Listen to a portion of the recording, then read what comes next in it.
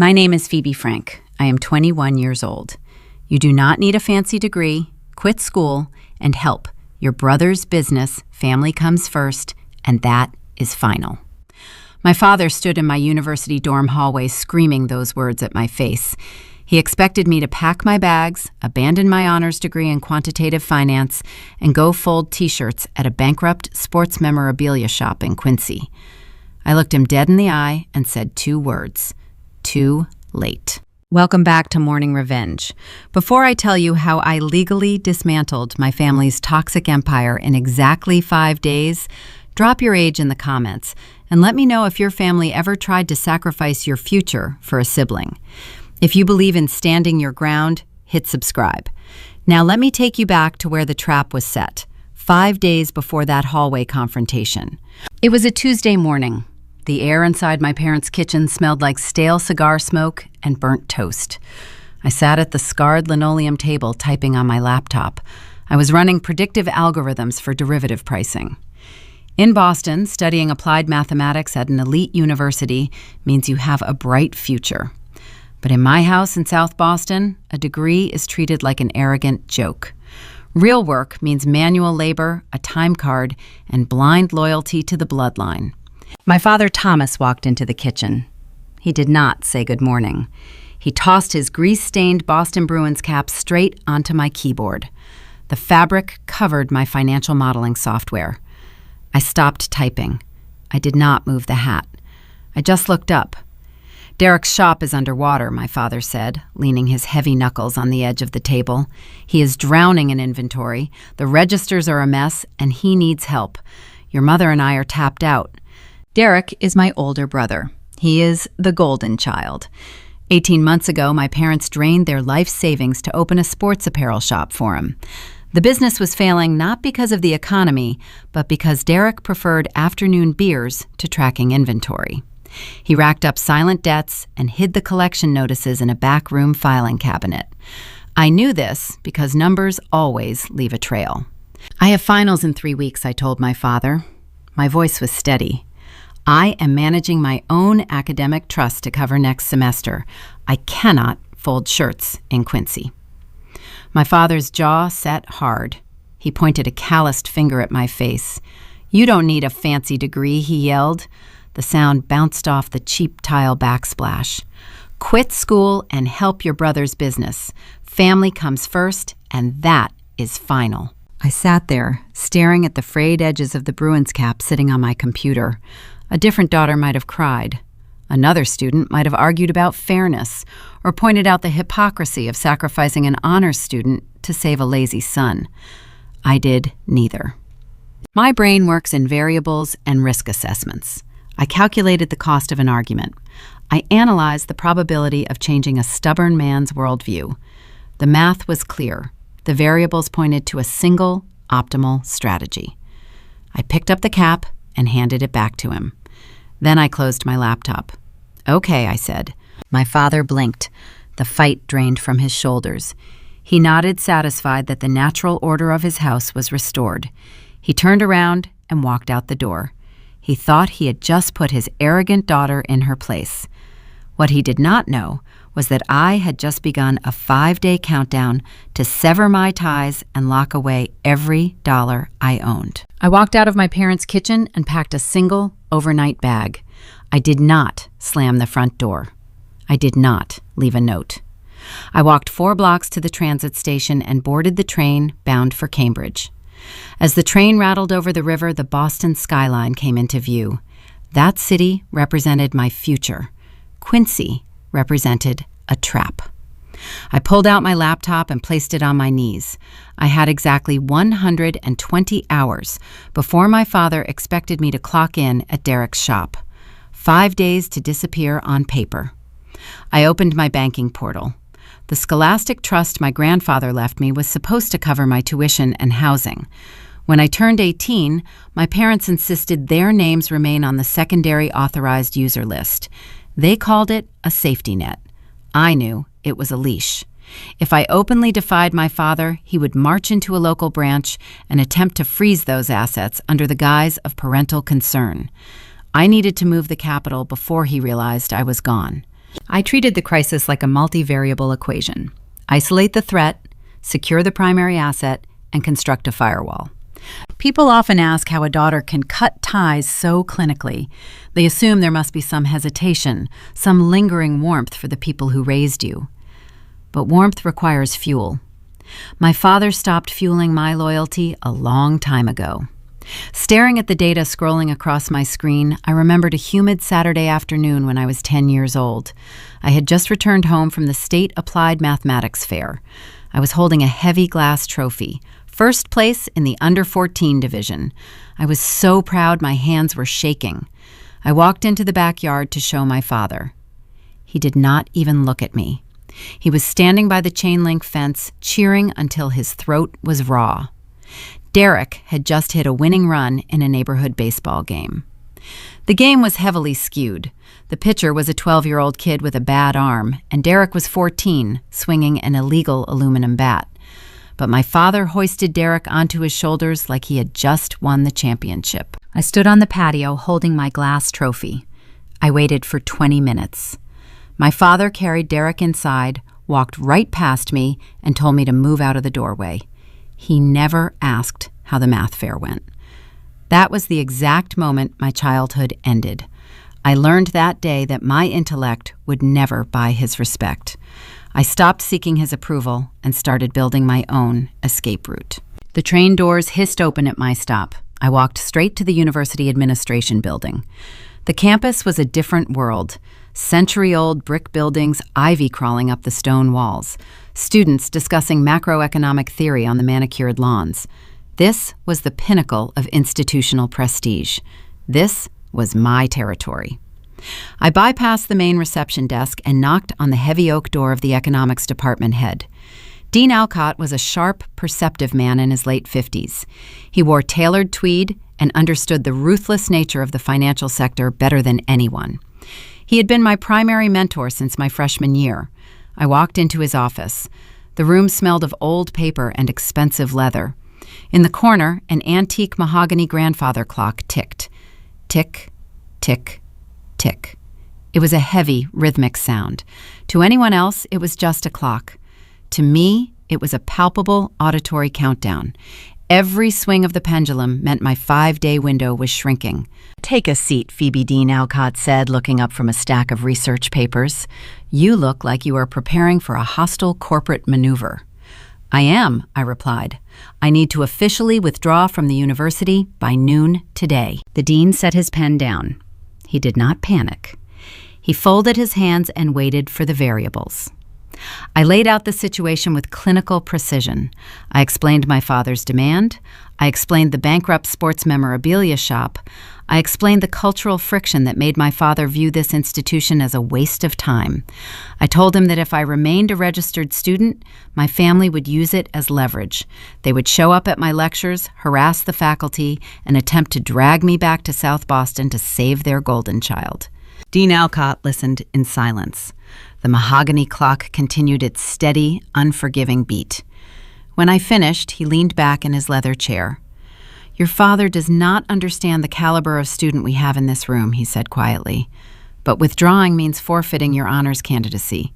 We cannot let a brilliant mind fold shirts for a failed retail venture. Let us look at the bylaws." He pulled a thick, leather-bound rulebook from his shelf. We spent the next hour dissecting the university administrative code. We were looking for a structural inefficiency, a blind spot in the registrar protocol. We found it in Section 4, Paragraph 9, the Medical and Family Emergency Leave Clause. If a student formally declared an emergency leave of absence, they were scrubbed from the active public directory. To any outside inquiry, including parents, the student was officially classified as withdrawn.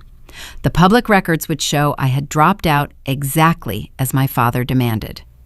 However, the Scholastic Trust bylaws allowed the dean to privately sustain my honors status through independent study credits. "I will serve as your sole proctor," Dean Alcott said, writing his signature on a pristine administrative form. "On paper, you are gone. In reality, you will continue your quantitative research under my direct supervision. Your degree path remains perfectly intact. I signed the document. The first layer of my defense was secure. I thanked him and walked out of the office. The next step was the most critical. I sat on a stone bench in the campus courtyard and opened my banking application again. Now that my student status was officially altered, I had the legal grounds to trigger a hardship transfer on my academic trust. I initiated a direct wire draining the primary accounts. I moved every single cent into a new, fiercely protected private financial vehicle that I had established under a separate holding entity. The routing numbers shifted, the digital ledger updated. In less than 60 seconds, I stripped my parents' names from my financial identity. They had zero access. The money was untouchable. The algorithm was working flawlessly. I had vanished from the university registry, and I had secured my capital. My father was sitting in Quincy right now, likely bragging to his friends about how he finally talked sense into me. He thought I was subdued. He thought I was preparing to become his obedient laborer. But as I sat on that bench, watching the transfer confirmation glow on my screen, my analytical mind caught a loose thread. If Derek's shop was truly failing just from bad inventory management, my parents could have simply filed for standard retail bankruptcy. It would be embarrassing, but manageable. So why was my father desperate enough to pull me out of an elite university? Desperation in finance always indicates hidden liabilities. I needed to know exactly what I had just refused to fold shirts for. I opened a new encrypted browser window. I bypassed the standard search engines and logged into the Massachusetts State Public Tax Registry. I typed in the legal tax identification number for Derek's sports memorabilia business. I hit enter, waiting for the data to load. I thought I was just going to find a few unpaid vendor invoices. I had no idea that I was about to uncover a catastrophic mountain of debt that would threaten to burn my entire family to the ground. My phone vibrated against the cold granite of the campus bench. The caller identification displayed my mother's mobile number. Helen Frank rarely dialed my line during university hours unless she required a captive audience for my brother's manufactured success. I let the ring cycle finish and sent the call to voicemail. A minute later, a digitized audio file appeared in my inbox. I pressed play and lifted the device to my ear. Her tone fluttered through the small speaker, breathless and artificially sweet. "Phoebe, honey," she said, "I hope you are packing your bags right now. Your father was harsh this morning, but we have wonderful news. Derek just secured a major investor for the Quincy store. A prominent venture capital group wants to partner with him. You are going to be helping run a premier retail enterprise. Hurry home, we are celebrating tonight." My mother spent her entire adult life constructing an impenetrable protective bubble around her firstborn son. When Derek failed 10th grade algebra, Helen blamed the public school curriculum. When he totaled his first vehicle against a street lamp, she blamed the evening sun glare. Now, as his sports apparel business faced imminent collapse, she invented a mythical corporate savior to maintain the fragile illusion of his competence. She wanted me to believe that by abandoning my quantitative finance degree, I would be stepping into a lucrative executive role. It was a classic red herring. This emotional bait was carefully designed to lure me back into the domestic hierarchy before my 5-day window closed. I did not delete the voicemail. I archived the recording as a behavioral data point. Then I turned my attention back to the encrypted browser window on my laptop screen. The Massachusetts Corporate Database provides unrestricted public access to business entity filings, tax liens, and secured transaction records. I bypassed the basic consumer search interface and accessed the Uniform Commercial Code Registry directly. If a legitimate venture capital firm had genuinely injected cash into Derek's sports memorabilia shop, there would be a formal legal filing to secure their investment. I typed the shop's federal tax identification number into the query bar and waited for the system to process. The database returned 0 results for equity investments. There were no venture capital partnerships listed. There were no angel investors on record. Instead, the screen populated with a descending list of severe financial distress markers. I documented 3 separate state tax liens for unpaid employee payroll obligations. I found 4 vendor judgments for defaulted wholesale merchandise invoices. But the most alarming document sitting in the registry was a secured promissory note filed exactly 3 weeks ago. I downloaded the attached digital file and opened the PDF viewer. The lender was not a traditional commercial bank or a recognized financial institution. The header listed a private limited liability company registered to a generic post office box in South Boston. In the realm of applied mathematics, you learn to identify predatory structures within seconds. The terms of this specific promissory note were staggering. It carried a 40% annualized interest rate, compounded weekly with a strict acceleration clause triggering immediate repayment upon a single missed installment. This was not a standard business loan. This was legalized loan sharking, disguised under corporate letterhead. I ran a rapid cross-reference inquiry on the principal officer of the lending company. The name matched a notorious local bookmaker known throughout the city for financing high-stakes sports betting habits. The puzzle pieces snapped together with cold precision. Derek had not just mismanaged his inventory flow, he had actively gambled away the operating capital, likely placing catastrophic bets on professional sporting events, and then borrowed toxic money from dangerous people to cover his steep losses. The stark reality of my father's morning ultimatum crystallized in my mind. If I had bowed to his demands, if I had packed my belongings and reported to that shop, I would have walked blindly into a financial slaughterhouse. My parents intended to use my free labor to keep the doors open, just long enough to maintain their delusion. They were willing to chain my future to a fraudulent, decaying enterprise to shield their favored child from the grim consequences of his own cowardice. Derek hid behind our parents, letting them scream at me while he secretly navigated the criminal underworld to feed his addiction. The psychological contrast was jarring. My brother shivered in fear over his secret debts, while I sat on a quiet campus bench, systematically dissecting his ruin through raw data. I continued reading the dense legal text of the promissory note. Standard predatory loans require substantial collateral to offset the extreme risk of default. Derek did not own any tangible assets. The sports shop location was rented, and the outdated inventory was virtually worthless. The private lender needed a guarantor. I scrolled to the final page of the document to inspect the signatures. Derek's jagged, messy handwriting sat on the primary borrower line. Below that section was the designated guarantor signature block. My father's name, Thomas Frank, was printed there. Beside the printed text was a signature. I stared closely at the digital ink. I opened a new tab and pulled up a secondary document from the registry, an older business registration form that my father had signed a year prior. I placed the 2 windows side by side on my high-resolution monitor. To the untrained eye, the 2 signatures looked identical. But a quantitative mind detects subtle deviations in geometric pattern. The baseline angle on the older signature slanted downward, indicating heavy, forceful pressure, typical of a man who works long hours with his hands. The signature on the recent predatory loan guarantee was far too smooth.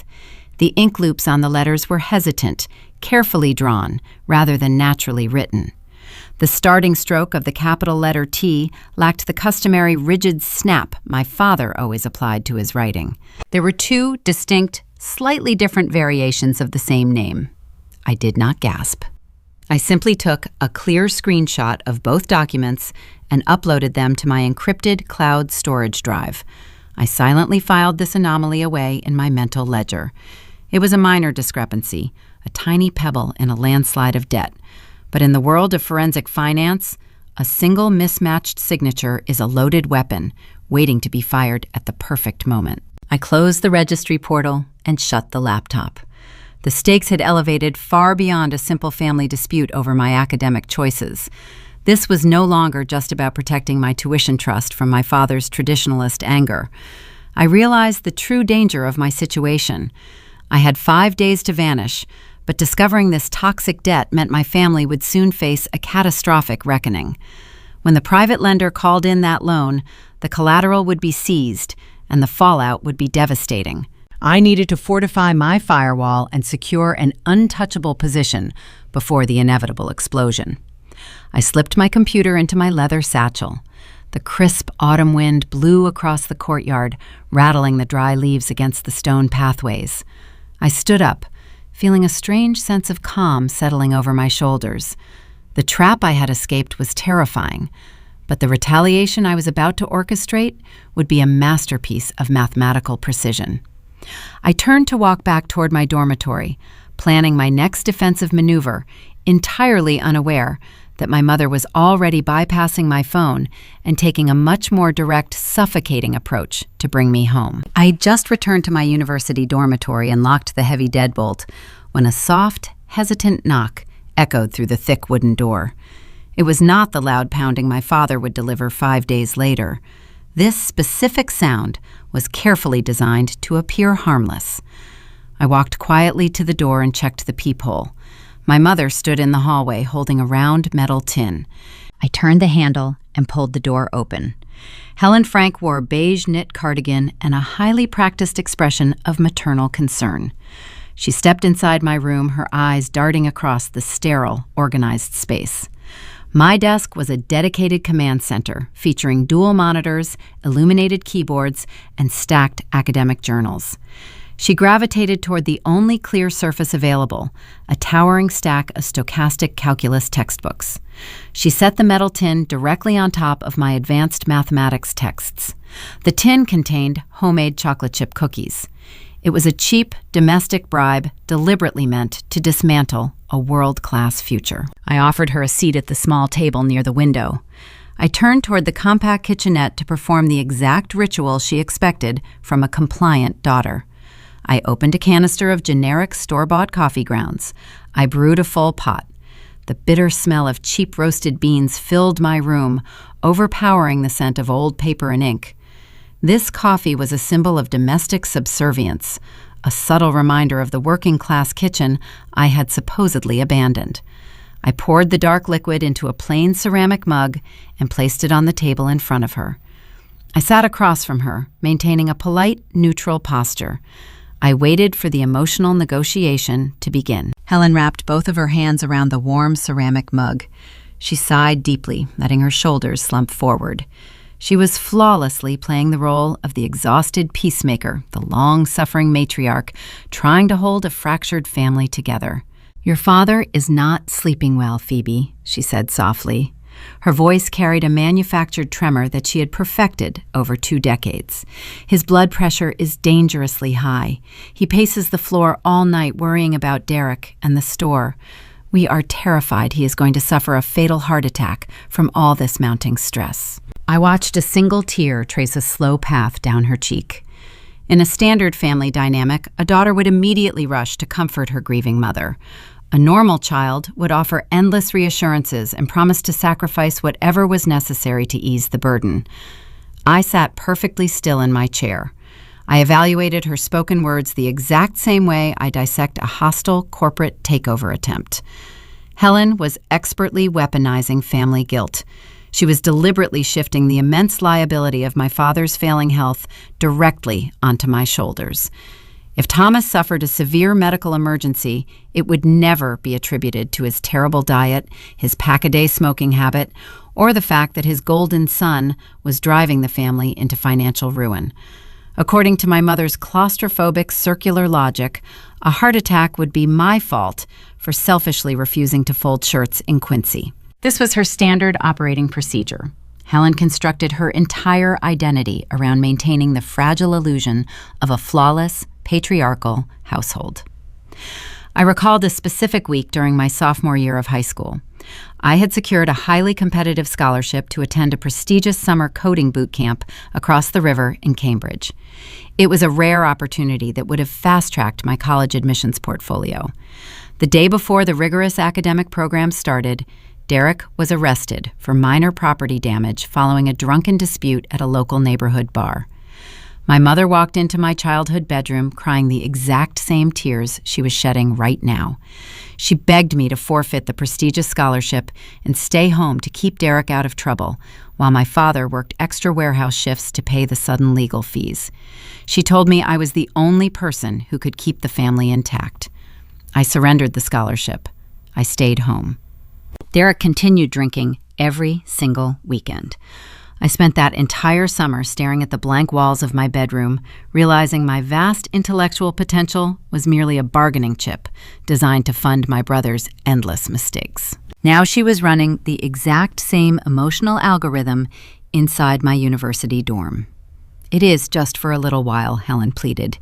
She reached across the small table and covered my hand with hers. Her skin felt cold against my knuckles. "Just drop your classes for this current semester. Come home. Help Derek organize the backroom inventory. Once the retail shop is back on its feet, you can return to your fancy books. Family has to stick together, Phoebe. If you abandon us right now, it will destroy your father." My psychological armor hardened into impenetrable steel. I already knew the grim truth about the sports apparel shop. I knew there was no underlying inventory issue causing the revenue leak. I knew all about the predatory loan, the toxic debt structure, and the imminent financial collapse. I knew she was lying through her teeth about a mythical venture capital investor swooping in to save the day. Helen did not want to save me from a bad academic decision. She did not care about my honors degree or my quantitative finance career. She only wanted a free, highly competent employee to quietly plug the holes in a sinking ship. She needed my labor so she could continue playing the role of the perfect mother to a successful entrepreneurial son. The sheer claustrophobia of her tearful logic pressed heavily against the walls of my small room. I looked down at her hand resting on top of mine. I had to actively repress every natural instinct of human empathy and daughterly affection to survive this targeted manipulation. If I argued with her logic, if I presented the concrete forensic data proving Derek was gambling away their retirement savings, she would instantly deny it. She would loudly accuse me of trying to sabotage her beloved son out of petty jealousy. There was zero strategic value in telling her the truth. I needed her to leave my territory immediately so I could finalize my financial firewall without interference. I slipped my hand out from under hers. I reached for my own mug of cheap coffee and took a slow, deliberate sip. "I understand the situation," I said. My voice was calm, smooth, and entirely stripped of emotion. "Tell Dad I will be there." The relief washed over her face in an instant. The tears miraculously stopped. The manufactured tremor in her voice vanished without a trace. She stood up from the table, smoothing the front of her beige knit cardigan. The crisis was successfully averted in her mind. The sacrificial daughter had verbally agreed to the harsh terms of surrender. "I knew you would do the right thing," she smiled warmly, walking toward the dorm room door. "Eat the cookies, sweetheart. We will see you early tomorrow morning at the shop." The brass lock clicked shut behind her. I stood alone in the quiet silence of my dormitory. I walked over to the towering stack of stochastic calculus textbooks.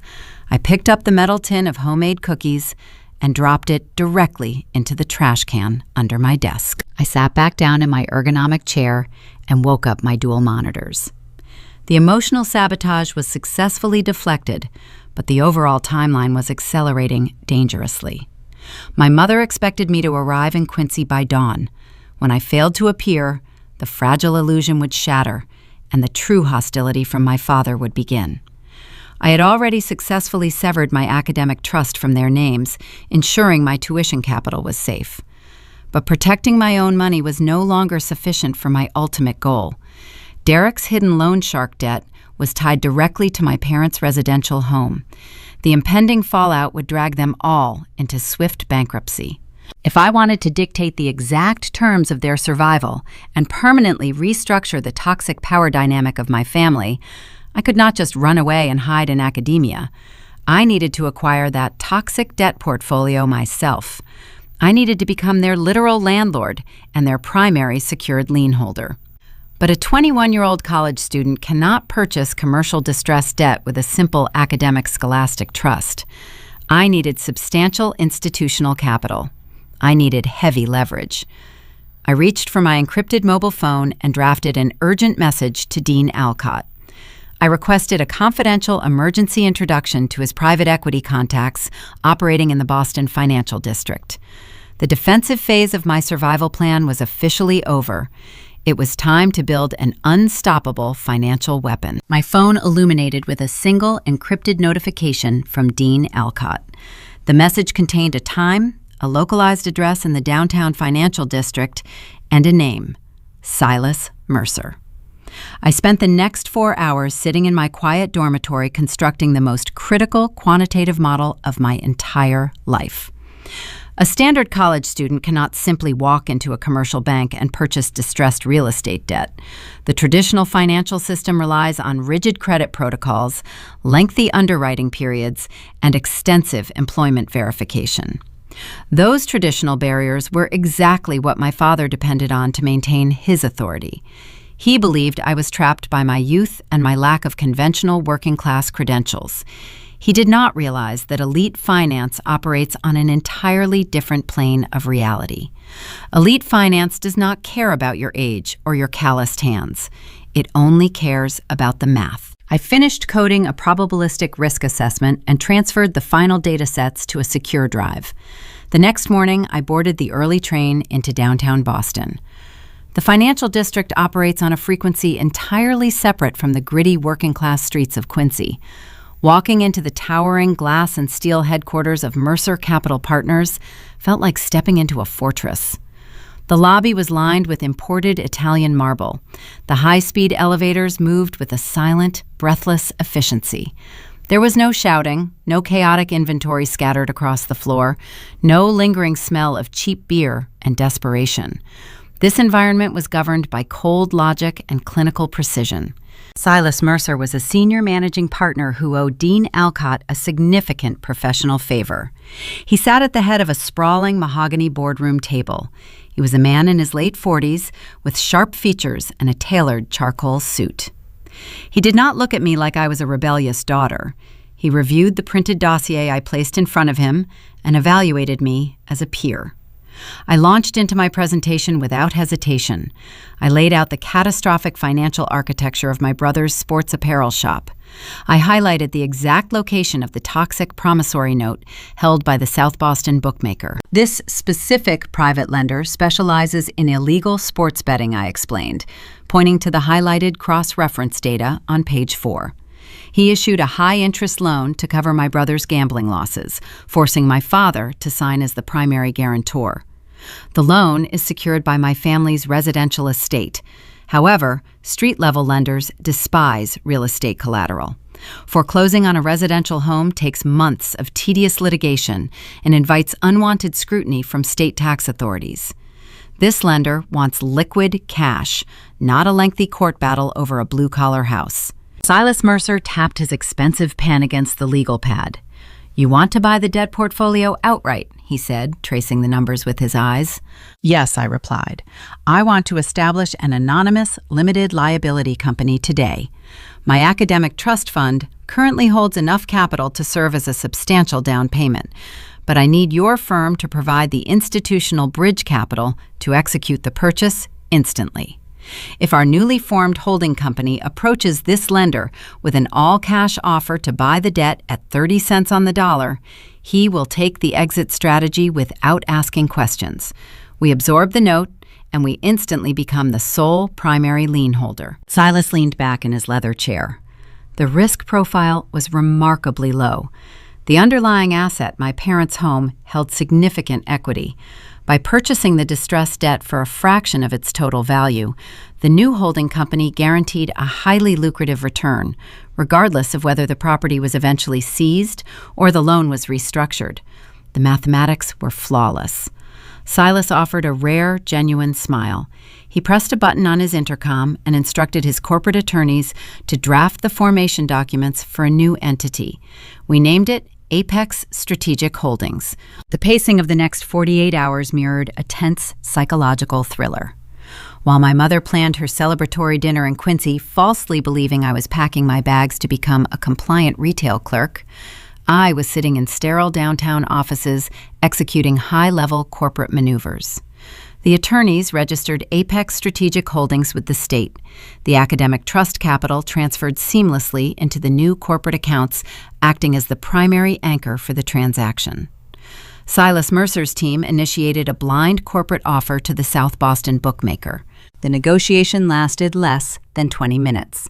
The lender behaved exactly as my predictive algorithm forecasted.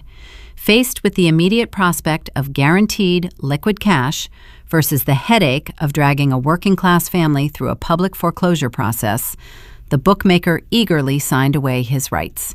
He transferred the promissory note, the steep interest clauses, and the residential collateral guarantees directly to Apex Strategic Holdings. The digital ink dried. The wire transfers cleared the federal banking system. I sat in the mahogany boardroom and reviewed the final closing documents. The shift in power was profound. A few days ago, my father stood in a cramped kitchen and demanded I sacrifice my future to save his pride. Now, through the anonymous veil of a corporate shell entity, I legally owned the roof over his head. I bypassed the standard months-long eviction timeline. By holding the toxic debt directly, I dictated the terms of their financial survival. The final step of the preparation phase required total physical separation. I left the Mercer Capital offices and walked 3 blocks to a premium private banking institution. I carried a sleek black leather portfolio containing the original signed trust documents, the Apex Strategic Holdings formation certificates, and the freshly transferred promissory notes. I was escorted down a quiet carpeted stairwell into the subterranean vault. The air down there was cool and climate-controlled. A bank executive in a dark suit guided me to a wall of polished metal doors. He inserted his brass key into the left keyhole. I inserted my matching key into the right keyhole. We turned them simultaneously, the heavy, satisfying clank of the steel safe deposit box echoing through the sterile vault sounded like a prison door locking shut. I slid the black portfolio into the narrow metal chamber. I closed the door and removed my key. That singular metallic sound represented the final severing of my past. Every single document linking my financial identity to the Frank family name was now permanently sealed behind inches of reinforced steel. My tuition was protected. My leverage was absolute. The 5-day extraction window had officially closed. I walked out of the bank and stepped into the crisp Boston sunlight. The preparation was over. The invisible trap was set, loaded, and waiting for a trigger. I knew my family's patience would expire by dawn. When I did not show up to open the doors of Derek's failing shop, the illusion would shatter. My father would realize his demands had been ignored. He would fall back on his only remaining strategy, physical intimidation. He would leave Quincy and march directly onto my campus, expecting to find a terrified, submissive daughter ready to surrender. I returned to my dormitory, unlocked my door, and calmly waited for the ambush. I sat at my desk and watched the digital clock on my monitor flip to 6 a.m. This was the exact minute my father expected me to walk through the glass doors of Derek's failing sports memorabilia shop in Quincy. I poured a cup of premium black tea and opened a textbook on stochastic calculus. I did not feel fear. I felt the crisp clarity that accompanies a perfectly executed mathematical proof. By 7 a.m, the illusion of my compliance would begin to fracture. By 8, my mother's frantic phone calls would start. I silenced my device and placed it inside a desk drawer. By 9, my father would lose his patience, grab his car keys, and drive across the city to enforce his patriarchal mandate. The morning commute from the South Boston suburbs to the university campus takes roughly 50 minutes, depending on congestion along the expressway. I tracked the highway traffic patterns on a secondary monitor. I knew precisely when his heavy truck crossed the river. I knew when he parked in the visitor lot. I heard the heavy, rhythmic thud of his work boots echoing down the pristine corridor of the honors dormitory long before he reached my specific room. He marched with the heavy gait of a man who believed the world owed him unquestioning obedience. The knuckles struck the solid oak door, rattling the brass fixtures. "Phoebe, open this door right now." Thomas Frank expected a terrified college student to cower behind the wood. He expected tears, apologies, and swift submission. He relied on intimidation because it was the only currency he possessed. I stood up, adjusted the cuffs of my tailored blazer, and walked toward the entrance. I turned the brass deadbolt and pulled the door open. My father stood in the threshold, his face flushed a deep crimson beneath the collar of his faded flannel shirt. His chest heaved with exertion and unchecked fury. Standing half a step behind him, attempting to use our father's broad shoulders as a physical shield, was Derek. My older brother looked remarkably pale. He shifted his weight nervously, glancing up and down the quiet academic hallway, acutely aware that his working-class bravado held zero value in this elite environment. A few curious students peered out from their adjacent rooms, drawn by the harsh disruption of their quiet sanctuary. "We made an agreement," my father barked, pointing a calloused finger toward my face. "You were supposed to be at the store 3 hours ago. Pack your bags right now. We are leaving." I looked at his outstretched finger, then met his gaze with an unblinking, icy stare. I did not raise my voice. I did not exhibit an ounce of the emotional distress he desperately wanted to provoke. "Too late," I said. The words hung in the air, creating a dense vacuum of silence. Thomas blinked, his rigid posture faltering for a fraction of a second. He was programmed to handle defiance through shouting. He possessed no algorithm to process cold, detached reality. "What did you just say to me?" he demanded, stepping closer, attempting to breach my personal space. I stood firmly in the doorway, blocking his entry. "The timeline for your authority expired 5 days ago," I explained, keeping my tone as clinical as a surgeon delivering a diagnosis. "I will not be packing any bags. I will not be returning to Quincy. I will never fold a single shirt for a bankrupt retail venture managed by an incompetent." Derek flinched at the word incompetent. His eyes darted past my shoulder, scanning the interior of my dormitory. He was searching for visual evidence of my supposed failure, hoping to find a messy, chaotic room that mirrored his own disastrous life. Instead, his gaze locked onto a polished mahogany frame hanging on the pristine white wall above my desk. It was an official acceptance letter for an elite summer quantitative fellowship. The document bore the signature of a Nobel laureate in economics, guaranteeing a highly compensated placement at a premier global hedge fund. Derek stared at the embossed gold seal. His jaw literally dropped. For his entire life, our parents had assured him he was the superior child, the natural entrepreneur, the rightful heir to their legacy. Staring at that framed letter, the crushing weight of his own profound mediocrity finally crashed over him. He realized I had secured a future he could not even comprehend, let alone achieve.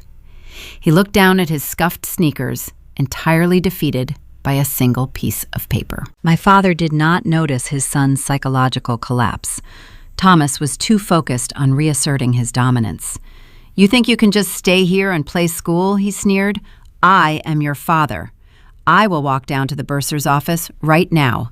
I will freeze your tuition accounts. We will see how fast you come home when the money dries up." This was the exact threat I had spent 5 days neutralizing. I let a small, razor-thin smile touch the corners of my mouth.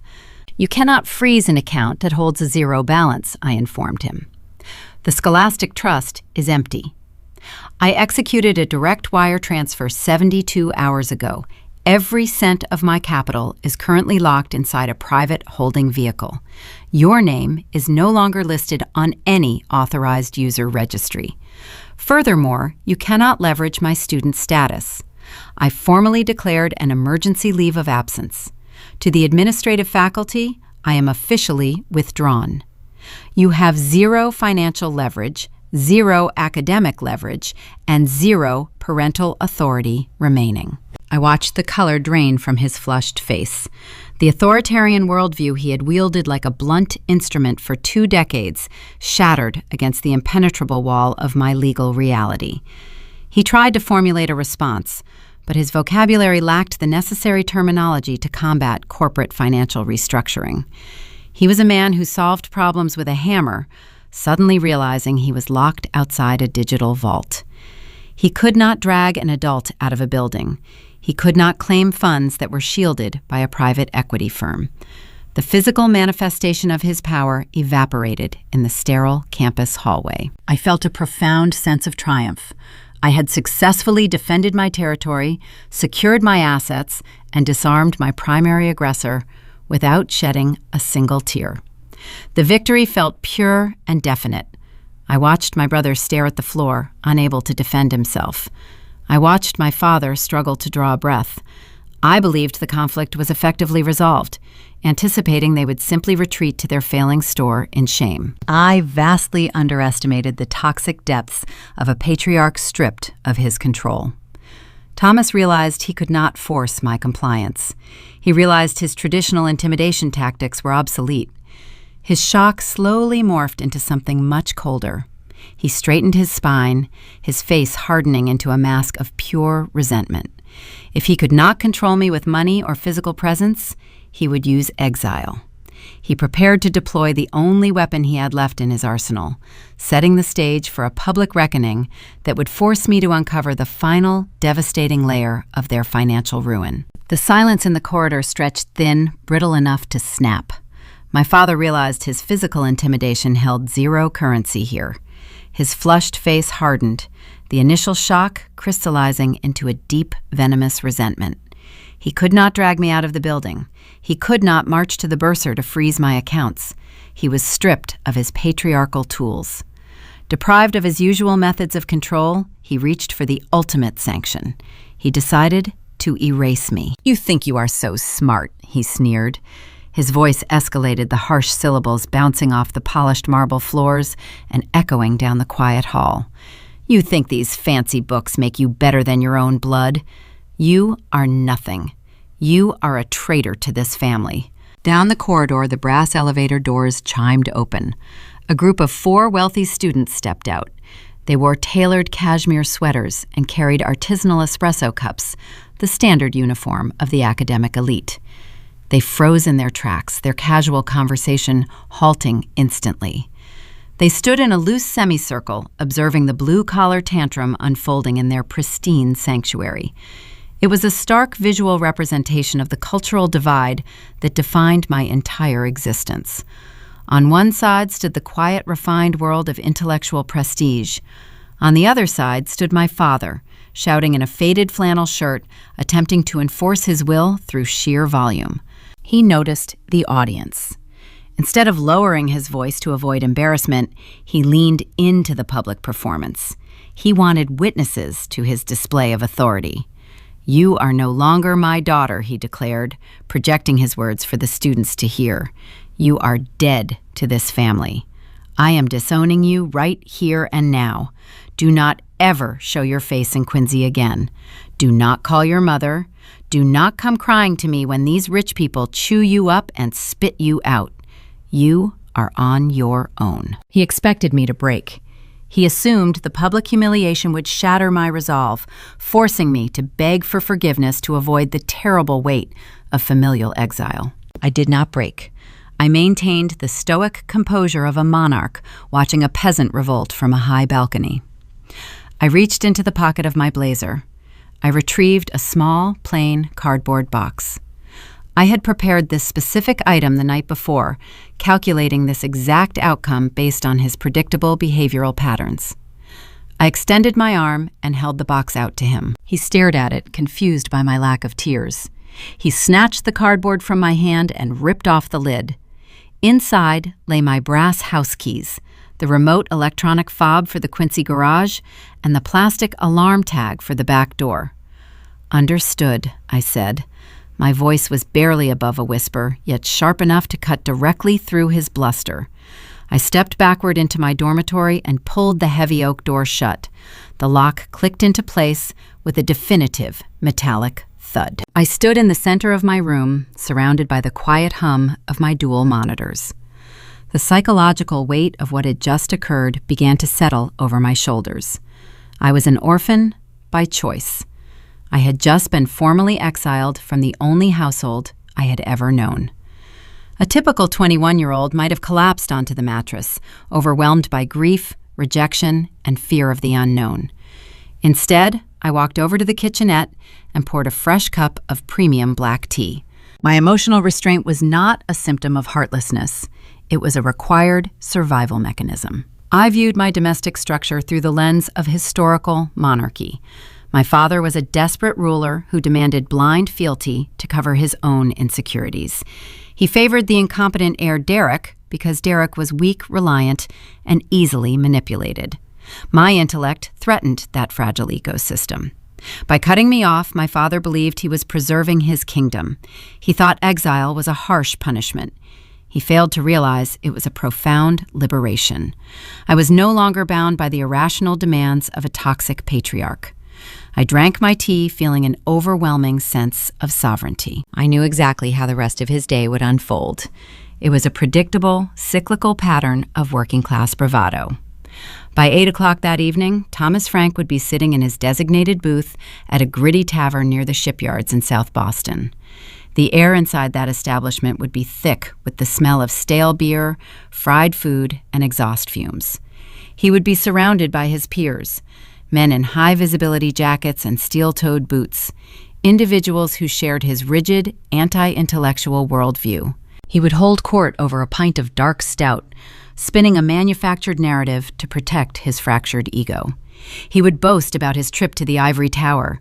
He would tell his friends how he marched right up to the elite university and laid down the law. "I put my arrogant daughter in her place today," he would say, slamming his heavy fist on the sticky wooden table. "Told her she was dead to me, cut her off without a dime. You have to show these kids that fancy degrees mean nothing without respect. I showed her who holds the power." His friends would nod in solemn agreement, raising their glasses to toast his unwavering strength. They would commend him for prioritizing his loyal son and protecting the family legacy from an ungrateful child. The dramatic irony of that hypothetical scene was almost poetic. My father was sitting in a tavern, drinking celebratory pints, basking in the illusion of his own supremacy. He believed he had delivered a fatal blow to my future. He was entirely unaware of the invisible financial architecture shifting beneath his boots. He had just viciously discarded the only person capable of saving his livelihood. He bragged about cutting me off, oblivious to the fact that my newly formed limited liability company now legally owned the toxic debt strangling his golden child. He thought he was the master of his domain, while I literally held the deed to his ruin in a digital portfolio. While he spent the evening celebrating his hollow victory, I remained at my desk, illuminated by the cool blue light of my computer screens. The defensive maneuvers were finished. The emotional ties were officially severed. It was time to transition into the offensive phase of my strategy. I needed to run a comprehensive forensic analysis on the specific distressed portfolio Apex Strategic Holdings had just acquired from the South Boston bookmaker. I logged into the secure server Silas Mercer had provided. The digital files contained the original digitized loan documents, the promissory notes, and the attached legal agreements. My initial goal was simply to map out a structured repayment plan to force Derek into a corner. I wanted to ensure my brother faced the legal consequences of his gambling debts without utilizing my parents as a human shield. I planned to separate the sports apparel shop from the family estate, liquidate the retail inventory, and restructure the commercial lease under my own terms. I opened the primary PDF file containing the master loan agreement. I began cross-referencing the principal balances against the extortionate interest rates. I set up a specialized algorithm to track the flow of capital from the bookmaker into Derek's failing business accounts. I wanted to see exactly how fast my brother had burned through the illicit cash. As the data populated my screen, my eyes caught a secondary attachment labeled Schedule B, Collateral Guarantees. I clicked the icon, expecting to see a standard list of retail fixtures, display cases, and unsellable sports jerseys. Instead, the document revealed a terrifying truth that instantly escalated the stakes of my entire operation. The mirage of the failed shop shattered, revealing a catastrophic reality that proved my father's favoritism was not just toxic, it was fundamentally self-destructive. I stared at the secondary attachment labeled Schedule B, Collateral Guarantees. The glow from my dual monitors painted my dorm room in harsh shades of cold blue. The rest of the campus was asleep, but my mind was firing through complex probabilistic models. Earlier, I assumed the private lender secured his high-interest loan using Derek's commercial lease and retail inventory. That was a logical deduction, but street-level bookmakers do not accept depreciating assets like unsold baseball jerseys and display cases to cover staggering gambling debts. They demand concrete leverage. They demand something that bleeds. I clicked the digital file to expand the text. The legal jargon was dense, crafted specifically to obscure the true nature of the agreement from an uneducated borrower. I bypassed the standard indemnity clauses and scrolled directly to the asset schedule. My eyes scanned the itemized list of encumbered property. There were no commercial fixtures listed.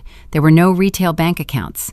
Instead, I saw a familiar 12-digit parcel identification number. I opened a third encrypted window and accessed the Norfolk County Registry of Deeds. I bypassed the public-facing search interface and ran a direct query on that specific parcel ID. The database loaded the corresponding property records. The blue light from the screen illuminated my face as the final algorithm completed its cross-reference. The system generated a flawless match. The address populated on my screen in stark black text. It was the residential property located in Quincy, my childhood home. The stakes of my silent extraction just multiplied exponentially. This was no longer a contained crisis about a failed sports memorabilia shop. This was a catastrophic financial contagion. My father, blinded by his unwavering devotion to his favored son, had secretly pledged the family estate as collateral. He co-signed Derek's toxic loans, legally tying the roof over his head to a predatory lending syndicate. I leaned back in my ergonomic chair. The quiet hum of my computer tower was the only sound in the room. I needed to process the sheer magnitude of this discovery. To understand the gravity of this lien, you have to understand what that house represented to Thomas Frank. He spent 30 years breaking his back on the shipping docks to pay off that specific mortgage. He worked double shifts through brutal New England winters, sacrificing his physical health to secure a piece of land he could call his own. In his rigid working-class worldview, a man who owns his home outright is a king. That property was his defining achievement, his legacy, his ultimate proof of success. Yet he risked his entire kingdom to coddle an incompetent heir. Derek did not just mismanage a vanity retail project. My brother's hidden gambling addiction had systematically drained the lifeblood from our family. Derek placed disastrous bets, chased his heavy losses, and turned to dangerous lenders to hide his failures. When the debt outpaced his ability to cover the spread, he ran to our father. And Thomas, instead of holding his golden child accountable, secretly signed away the deed to the family fortress. My analytical mind visualized the impending timeline. The private lender, now legally replaced by my own holding company, Apex Strategic Holdings, held a strict acceleration clause. The terms stipulated that a single missed installment payment granted the lien holder the right to initiate immediate foreclosure proceedings. Derek's business accounts were already drained. He had zero operating capital left to service the debt. The sports shop was days away from defaulting on the next required installment. When that default occurred, the trap would spring shut. The state tax authorities would lock the doors of the retail shop, and the creditors would pivot instantly to the secondary collateral. They would target the house. The irony was staggering. Hours ago, my father stood in my hallway and loudly disowned me. He exiled me to protect his fragile ego, believing he was casting away a useless, arrogant academic. He went to a gritty tavern to drink pints and boast about his strength. He thought he was the ultimate authority figure. He was entirely oblivious to the fact that he was currently standing on a financial landmine, and he had just handed the detonator to the daughter he despised. By purchasing the distressed debt portfolio through my anonymous corporate entity, I did not just secure a lucrative investment. I inadvertently bought my parents' survival. I was now their direct landlord. I possessed the legal authority to seize their home, evict them onto the street, and liquidate their defining achievement to satisfy Derek's gambling debts. The shift in my internal strategy was profound. For 5 days, I operated purely on defense. My only objective was to shield my academic trust fund and escape the suffocating gravity of Quincy. I wanted to build a firewall and walk away. But looking at the undeniable lien attached to my childhood address, defense was no longer a viable option. The situation demanded an offensive campaign. If I did nothing, the municipal tax collectors and the remaining vendor creditors would eventually tear the estate apart piece by piece. My parents would be left destitute, bankrupt, and homeless in their twilight years, all because they refused to see Derek for what he truly was. I could not allow external forces to destroy the property. If the Frank family empire was going to be dismantled and restructured, I was going to be the architect holding the sledgehammer. I began drafting a comprehensive acquisition and liquidation model. I categorized the outstanding vendor invoices, the state payroll tax deficits, and the primary predatory loan. I needed to separate the toxic retail business from the residential real estate. My plan required a surgical extraction. I would force Derek to surrender the commercial lease and assume full personal liability for his fraudulent activities. In exchange, I would restructure the residential lien under strict, unforgiving terms that stripped my father of his financial autonomy. I was building a corporate cage for the men who tried to enslave me. The blue light of the monitor felt strangely comforting as I typed line after line of legal stipulations. The numbers told a story of profound betrayal, but they also offered a clear path to poetic justice. My father worshipped manual labor and despised my analytical mind. Now his only salvation depended entirely on the complex financial algorithms he loved to mock. I finalized the first draft of the restructuring contract just as the sun began to rise over the Boston skyline. The pale morning light filtered through my dormitory window, washing away the harsh glow of the screens. I saved the document to my encrypted drive. The sheer power resting at my fingertips was intoxicating. I held the fate of my entire bloodline in a single digital file. Before I could review the secondary clauses, my mobile device vibrated against the desk. I opened the drawer and checked the screen. I expected to see a desperate text message from my mother, continuing her tearful campaign to lure me home. Instead, the notification displayed an urgent email from the University Economics Department. It was a direct summons from Dean Alcott. The message was brief, requesting my immediate presence in his office to discuss the finalization of my fast-tracked mentorship and the impending summer quantitative fellowship. The email served as a jarring reminder of the two separate worlds I currently inhabited. On one side, I was an ascending star in the elite realm of global finance, securing prestigious placements and building corporate holding companies. On the other side, I was an exiled daughter, holding the execution order for my family's impending bankruptcy. I closed my laptop and stood up. The silence of the morning offered a brief respite, but I knew the emotional toll of this dual existence was beginning to weigh heavily on my focus. I needed to solidify my academic standing before I dropped the guillotine on Quincy. I changed into a fresh tailored suit, grabbed my leather portfolio, and prepared to meet my mentor. I had to decide if I was truly ruthless enough to watch my father lose his kingdom, or if I would use my intellect to save him on my own terms. The crisp morning air bit at my face as I walked across the manicured campus quad toward the economics department. The century-old brick buildings stood as silent monuments to logic, reason, and empirical truth. I navigated the stone pathways with deliberate steps, my leather portfolio secured tightly under my arm. The frantic energy of the previous night had settled into a cold, unbreakable focus. I had spent the dark hours mapping the financial ruin of my entire bloodline. Now I needed to anchor myself in the one environment where my intellect was treated as an asset rather than a liability. I pulled open the heavy oak doors of the administration building and ascended the main staircase. Dean Alcott was already waiting for me in his spacious office. The room was bathed in pale sunlight filtering through the tall, arched windows. He sat behind his polished desk wearing a tailored navy suit that projected quiet authority. He did not scowl at me. He did not demand arbitrary submission. He greeted me with a nod of profound professional respect. "Have a seat, Phoebe," he said, gesturing to the leather chair opposite his desk. I sat down and placed my portfolio on the floor. Dean Alcott slid a pristine, cream-colored folder across the smooth wooden surface. The university seal was embossed on the cover. "The paperwork is finalized," he informed me.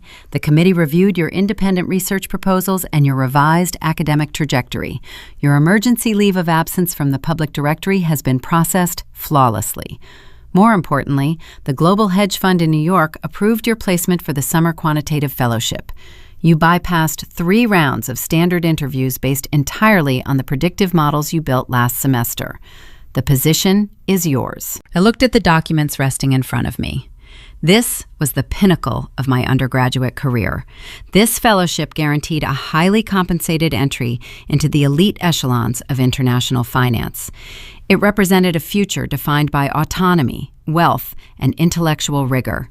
It was the exact future my father had ordered me to throw away in exchange for folding cheap merchandise in a decaying retail space. "Thank you," I said, keeping my voice steady. "I appreciate your intervention and your continued mentorship." Dean Alcott leaned back in his chair, folding his hands together. "You earned this placement through sheer merit," he replied. "However, your sudden administrative shift suggests significant external turbulence. You are operating under a considerable amount of pressure. To maintain this fellowship, your analytical focus must remain sharp. Let us test that focus right now." He stood up and walked toward the large frosted glass whiteboard mounted on the far wall of his office. He picked up a black dry erase marker. "We were discussing a specific multivariable stochastic equation on Tuesday," he said, drawing a complex grid on the glass. "I want you to map out the derivative pricing model, accounting for sudden market volatility. Show me the optimal risk allocation." I stood up and approached the whiteboard. I reached into my blazer pocket to retrieve my own marker.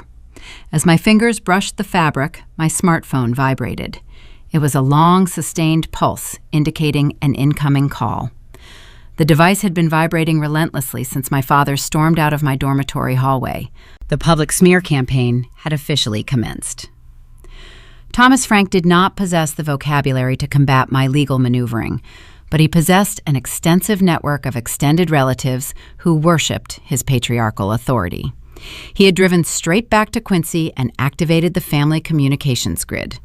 My phone was inundated with incoming calls from aunts, uncles, and second cousins.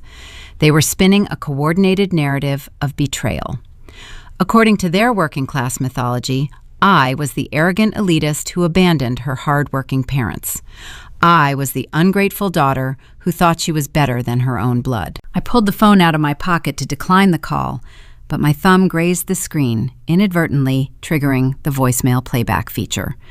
The audio routed to the external speaker instead of the earpiece. I quickly shoved the device back into my pocket, but I did not silence it. I chose to let the message play. The volume was low, muffled by the wool fabric of my blazer, but in the quiet confines of the academic office, the shrill, toxic syllables were distinct. It was my Aunt Barbara. "You should be ashamed of yourself," her voice hissed through the fabric. "Your father is heartbroken. He worked his fingers to the bone to put food on your table, and you turn your back on your brother when he needs you the most. You think those fancy professors care about you? You are nothing without this family. Do not ever call me again." I did not flinch. I uncapped the black marker and stared at the empty space on the glass whiteboard. The contrast between my two realities was jarring. In my pocket, a chorus of manufactured outrage demanded my subservience. On the glass, a complex mathematical puzzle demanded my intellect. I raised my hand and began to write. I compartmentalized the trauma with surgical precision. I tuned out the shrill accusations leaking from my pocket and focused entirely on the variables. I drafted the initial pricing model, balancing the equations, factoring the risk vectors, and isolating the primary market deviations. The smooth, rhythmic squeak of the marker against the glass served as a calming counterpoint to the chaotic noise of my family. Dean Alcott stood a few feet away watching my progress. He possessed enough social awareness to hear the muffled voicemail, yet he maintained a dignified silence. He did not pry into my personal affairs. He did not offer unsolicited sympathy. He simply evaluated the mathematics I was producing. He acted as a surrogate mentor, providing the logic, respect, and constructive validation my biological father denied me. I wrote the final variable, capping the marker with a sharp click. The equation was balanced flawlessly. The risk allocation was perfectly optimized. Dean Alcott examined the board, a slow smile spreading across his face. "Excellent work," he said quietly. "Your methodology is pristine. You did not let the external noise corrupt the data." I turned away from the board and walked back to his desk. The voicemail had ended, leaving a profound silence in its wake. The brief mathematical exercise cleared the remaining fog from my mind. The internal struggle that plagued me all night finally resolved itself into a singular, unyielding strategy. For hours, I had debated my next move. I held the toxic debt portfolio that secured my parents' residential estate. Part of me wanted to step back and let the structure collapse. I could easily let the original clauses execute, allowing the state tax authorities and the vendor creditors to tear Derek's shop apart. I could watch from my ivory tower as my parents lost their home to foreclosure, suffering the ultimate penalty for their blind favoritism. But looking at the elegant, balanced equation on the whiteboard, I realized that allowing the estate to burn was an inefficient waste of capital. The Quincy house represented 30 years of equity. It was a tangible, valuable asset. I decided I would not let the property fall into the hands of a street-level bookmaker or a municipal auctioneer. I would intervene, but I would not do it as a devoted daughter trying to rescue her family. I would execute the maneuver exclusively as the Chief Executive Officer of Apex Strategic Holdings. I would save the tangible asset for my own portfolio. I would strip Thomas Frank of his beloved kingdom, remove his equity, and assume total ownership of the property. I would force my family to live under my rules, governed by my strict financial parameters. I reached across the polished wooden desk and signed my name on the final fellowship acceptance forms. My signature was sharp, confident, and legally binding. I will not disappoint the firm, I told Dean Alcott, handing him the paperwork. "I know you will not, Phoebe," he replied, gathering the folders. "You have a remarkable ability to separate emotion from strategy. Use that skill carefully." I thanked him for his time, picked up my leather portfolio, and exited the office. I walked down the quiet corridor, my mind shifting from academic theory to corporate warfare. I had the private equity backing, I had the legal documentation, and I had the resolve to execute the final phase of my plan. As I pushed open the heavy oak doors and stepped back out into the crisp campus air, my phone vibrated with a new notification. This alert was not a toxic voicemail from an angry relative. It was an automated digital ping from the secure banking portal I established for Apex Strategic Holdings. I unlocked the screen and read the brief text string. The 48-hour grace period for the primary commercial loan installment had expired. Derek's sports apparel shop officially missed its mandatory debt payment. The predatory lending clauses I now controlled were activated.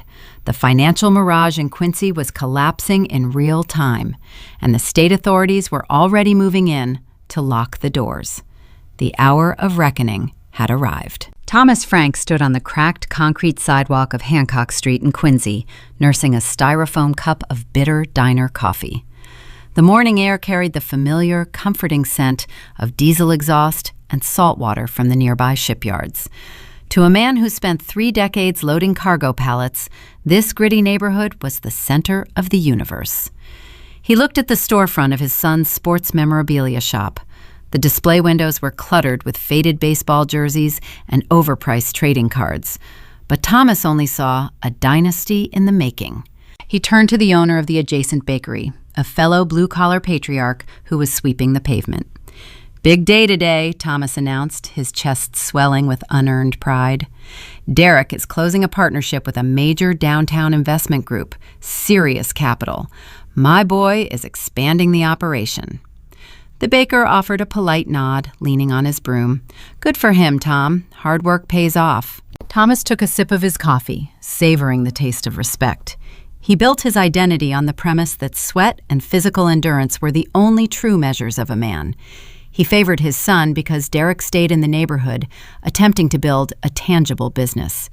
He resented his daughter because her world of abstract mathematics and digital finance felt like a direct insult to his calloused hands.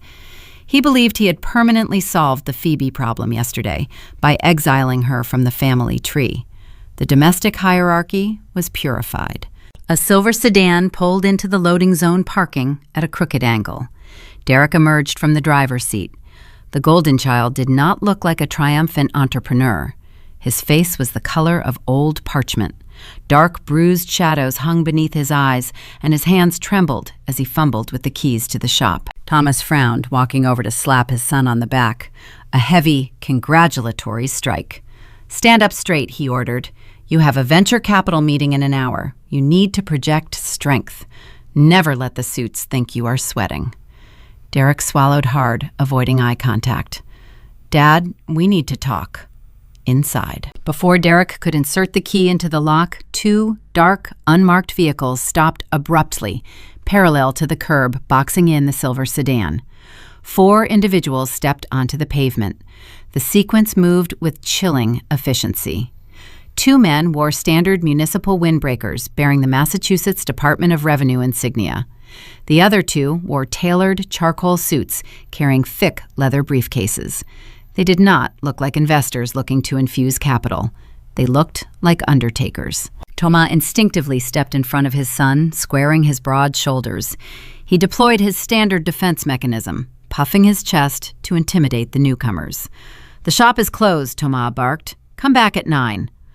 The lead official in the charcoal suit did not flinch. He did not recognize Thomas's neighborhood authority. He held a clipboard and checked a printed ledger. Are you Derek Frank, the registered proprietor of this establishment? Derek shrank backward, his spine hitting the glass door. Yes. The official unlatched his briefcase and extracted a dense stack of legal documents printed on heavy bond paper. He thrust the files toward Derek's chest. You are hereby served with a formal notice of default and an order of immediate seizure. This commercial property is now under the jurisdiction of the state for delinquent payroll obligations, and the primary lien holder has initiated asset liquidation protocols. Step away from the door. Thomas felt a surge of hot, unadulterated outrage. He stepped forward, raising his voice to the volume he used on the shipping docks. You have the wrong address, he shouted, pointing a thick finger at the official. My son has a pristine business. We have a private equity deal closing this morning. Get off my sidewalk before I call the local precinct. The official ignored the outburst entirely. He signaled to the municipal agents. The law does not care about your scheduled meetings, sir. The debt portfolio was acquired yesterday by Apex Strategic Holdings. The acceleration clause was triggered at midnight. The grace period is over. One of the state agents pushed past Thomas, unlocking the front door with a master key provided by the property landlord. The agent stepped over the threshold and marched directly toward the electrical breaker box mounted on the far wall. Thomas watched in stunned silence as the agent flipped the main power switch. The cheap neon open sign buzzing in the front display window flickered, sputtered, and died. The sudden absence of that hum felt like a heartbeat stopping. A second agent produced a stark yellow eviction notice from a manila folder. He taped the bright paper directly onto the front glass, pressing the heavy adhesive flat against the pane. The word condemned was printed across the top in bold, unforgiving typography. The commotion drew a crowd. The bakery owner stopped sweeping. Commuters, pausing for their morning transit, stared at the spectacle. The neighborhood, the very people Thomas relied upon for validation and respect, watched the humiliating closure unfold in real time. The public shame was a physical weight pressing down on his chest. Thomas turned his fury toward the state workers. He hurled insults threatening lawsuits and physical retaliation, relying on the street-smart bravado that always served him in the past. But his loud voice proved utterly useless against legally binding financial contracts. The agents did not argue. They merely cited municipal tax codes and civil statutes, their voices devoid of emotion. They changed the external locks, secured the perimeter, and stood guard on the pavement. Thomas grabbed Derek by the collar of his jacket and dragged him into the narrow brick alleyway beside the shop, away from the prying eyes of the pedestrians. "What is going on?" Thomas demanded, shaking his son. "Where is the investor? Where is the capital your mother promised? Fix this right now." Derek crumbled against the brick wall. The arrogant facade he wore for years melted away, leaving a terrified, hollow shell. "There is no investor," Derek confessed, his voice breaking into a pathetic sob. "It was a lie. I made it up to buy time." Thomas froze. "What do you mean, you made it up?" "The money is gone." Derek wept, sliding down the bricks until he was crouching on the asphalt. "All of it. The inventory loans, the operating cash. I took the revenue to a sports book. I thought I could double the profits on a guaranteed point spread. I lost. I kept chasing the losses, and the hole got deeper. The banks cut me off, so I borrowed from a private syndicate in the South End.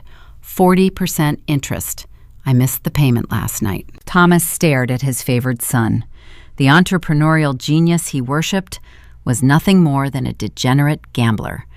The realization struck him with the force of a physical blow. But the true horror was still waiting to be revealed. Fine, Thomas rasped, his mind racing to salvage his pride. "Let them take the shop. It is just rented space. We declare retail bankruptcy. You get a factory job, and you pay off the syndicate slowly. We survive." Derek looked up, his eyes wide with unadulterated terror. He shook his head slowly. "Dad, the syndicate sold the debt. Some new corporate holding company bought the promissory note yesterday, and it is not just the shop." "What else is there?" Thomas asked, his voice dropping to a harsh whisper. "When I took the syndicate money they demanded, collateral." Derek explained, his words tumbling out in a frantic rush. "I did not have any assets. You signed the guarantor clause. You pledged the Quincy house. The new lien holder is going to take the estate. We are going to lose the house tomorrow." The air vanished from Thomas's lungs. The alleyway seemed to spin. 30 years of brutal manual labor, the double shifts in the freezing rain, the aching joints and the shattered spine, all of it erased by a single signature he applied without reading the fine print. His kingdom was gone. His defining achievement was scheduled for the auction block. Panic, cold and sharp, flooded his veins. He needed liquid capital immediately to halt the residential foreclosure. A staggering sum of money was required by dawn. The traditional banking institutions would laugh at him. The private syndicates were the ones currently evicting him. His friends at the tavern were just as poor as he was.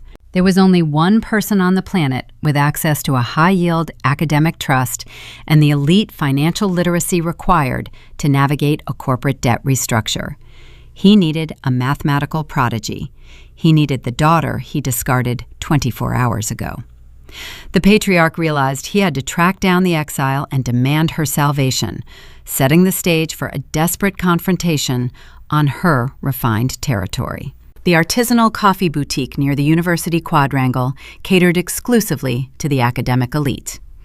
The interior featured polished marble countertops, imported espresso machines, and a clientele composed of tenured professors and graduate researchers. The air smelled of roasted Arabica beans and quiet ambition. I sat in a secluded corner booth, reviewing the final restructuring contracts for Apex Strategic Holdings on my tablet. A tall ceramic mug rested near my left hand. The beverage was a specialized matcha latte infused with oat milk and a hint of vanilla. It cost $7. 24 hours earlier, I had mechanically brewed a pot of generic, bitter coffee in my dormitory to appease my mother's demand for domestic subservience. I performed that ritual to deflect her suffocating guilt trip. Today, I was the chief executive officer of a private equity holding company. I purchased the expensive latte as a tangible symbol of my financial independence. I took a slow sip, enjoying the refined taste, waiting for the inevitable arrival of my parents. My predictive models indicated they would track me down before noon. Quincy is a small, interconnected community. News of a state-mandated commercial eviction travels fast. Once the municipal agents padlocked Derek's sports memorabilia shop, my father would have rushed home, frantically searching for a solution to the impending residential foreclosure. He would realize his tavern friends possessed zero capital. He would realize his golden son was a catastrophic liability. His desperation would force him to cross the river and seek out the exiled daughter. The boutique door chimed. Thomas and Helen Frank stepped into the pristine environment. They looked profoundly out of place. My mother wore the same beige knit cardigan from her previous visit, but her practiced expression of maternal control was gone. Her face was pale, her eyes darting nervously across the sophisticated patrons. My father wore his heavy work boots and a faded denim jacket. He marched past the pastry display, scanning the booths, until his gaze locked onto mine. He did not look like a broken man seeking salvation. He looked like a furious patriarch attempting to maintain his illusion of supremacy. He stormed toward my corner booth, his heavy footsteps drawing irritated glances from the students studying nearby. He stopped at the edge of my marble table, planting his hands firmly on the surface, looming over me to project physical dominance.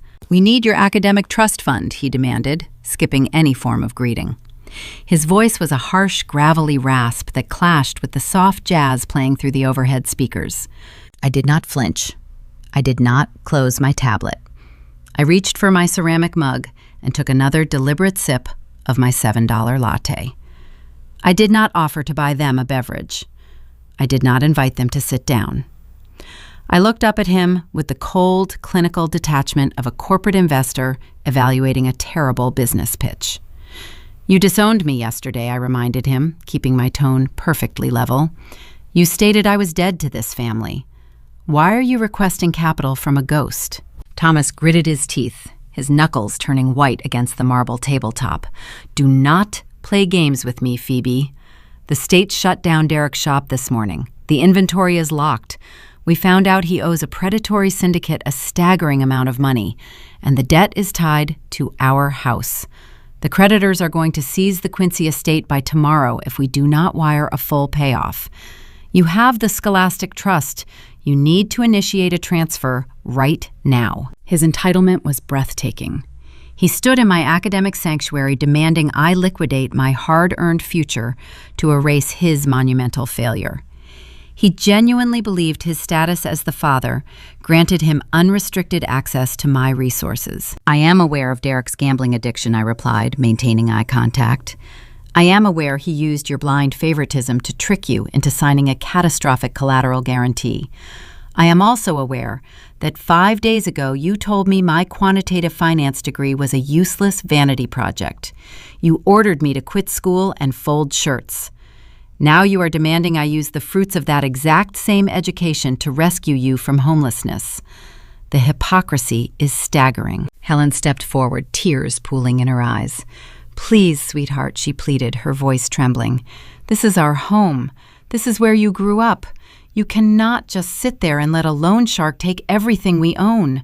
We are a family." I shifted my gaze to my mother. "You baked chocolate chip cookies and tried to manipulate me into becoming Derek's unpaid laborer," I said, my voice dropping to a frigid whisper. "You wanted me to sacrifice my entire life so you could continue pretending your son was a genius. You enabled his incompetence for 2 decades. The loss of your home is the direct mathematical result of your own parenting. I will not fund your delusions." Thomas slammed his open palm against the table. The sharp crack caused the ceramic mug to rattle. A nearby professor looked up from his laptop, frowning at the disturbance. "You will do what I tell you," Thomas hissed, his face inches from mine. "I am your father. I provided for you. I put clothes on your back. You owe us this money. Call your bank and authorize the release." If you raise your voice again, I will signal the campus security detail stationed outside, I informed him calmly. They will escort you off university grounds for trespassing. You have zero leverage here. You cannot intimidate a banking institution, and you cannot intimidate me. The answer is no. I will not give you a single dime of my trust fund to bail out Derek. The reality of his powerlessness finally pierced his armor. The blustering authority figure vanished, replaced by a terrified, aging man staring into the abyss of total ruin. His broad shoulders slumped. His legs seemed to lose their structural integrity. He slid into the empty seat across from me, his tough exterior crumbling into dust. "Please, Phoebe," he stammered, the harsh gravel in his voice dissolving into a desperate plea. "I worked 30 years on the shipping docks for that house. I broke my back in the freezing rain to pay off that mortgage. It is all I have to show for my life. If the syndicate takes the property, your mother and I will be on the street. Derek has nothing. We have nowhere to go. I am begging you." Watching the patriarch break down was a surreal experience. This was the man who cheered for a rigged baseball game while ignoring my academic triumphs. This was the man who threw a grease-stained cap onto my keyboard. Now he was sitting in a high-end coffee boutique, stammering and pleading for his survival. I did not gloat. I did not smile. Gloating implies a petty emotional investment. I treated his breakdown as a simple shifting of corporate variables. The negotiation had officially reached the desired phase. I set my ceramic mug down. I tapped the screen of my tablet, locking the Apex Strategic Holdings documents behind an encrypted firewall. "I do not issue family bailouts," I stated clearly. "I do not give away capital to enable bad behavior. However, I am a pragmatic investor. The Quincy estate represents a tangible real estate asset. I might be interested in executing a formal corporate intervention to restructure the debt and halt the impending foreclosure." Thomas lifted his head, a desperate glimmer of hope flashing in his tired eyes. "You will pay off the syndicate. I will acquire the liability under my own specific parameters," I corrected him. "This is not a gift. This is a hostile acquisition. I will draft a binding legal contract detailing the exact terms of your financial survival. We will hold a formal meeting tomorrow morning to review the stipulations." "Where?" Helen asked, wiping a tear from her cheek with a trembling hand. "The diner on Hancock Street," I replied. 10 o'clock sharp. You will both attend, and you will bring Derek. He needs to understand exactly who owns his failures." Thomas nodded slowly, swallowing his remaining pride. "We will be there. Thank you, Phoebe." "Do not thank me yet," I warned him. "You have not seen the cost of my intervention." I picked up my tablet and my leather portfolio. I slid out of the corner booth, leaving the empty porcelain cup on the marble table. I walked toward the boutique exit, my heels clicking rhythmically against the polished floor. I did not look back. I left my parents sitting in the quiet academic sanctuary, surrounded by the scent of roasted espresso and the terrifying realization that their traditionalist kingdom was about to be permanently annexed. The defensive phase was truly over, and the trap was ready to snap shut. The bell above the entrance of the South Street diner chimed, announcing my arrival. The interior smelled of burnt bacon, stale fryer grease, and industrial bleach. It was a stark departure from the polished marble and roasted espresso of the academic boutique I visited yesterday. This establishment catered to the shipyard workers, the mechanics, and the local tradesmen. This was my father's territory. He chose this location hoping the familiar surroundings would somehow restore his diminished patriarchal authority. I walked past the faded vinyl booths and the cracked linoleum floor. Thomas, Helen, and Derek sat huddled at a corner table near the rear emergency exit. They looked like refugees fleeing a natural disaster. My mother wrung a paper napkin in her trembling hands. My father stared into a mug of black coffee, his broad shoulders slumped inward. Derek sat pressed against the faux wood paneling, wearing a hooded sweatshirt pulled low over his forehead to hide his shame from any neighborhood locals who might recognize the bankrupt golden child. I wore a tailored charcoal blazer and a crisp white blouse, projecting the precise corporate armor required for a hostile acquisition. I slid into the empty seat opposite my father. The vinyl cushion hissed under my weight. A weary waitress approached our table immediately, carrying a glass pot.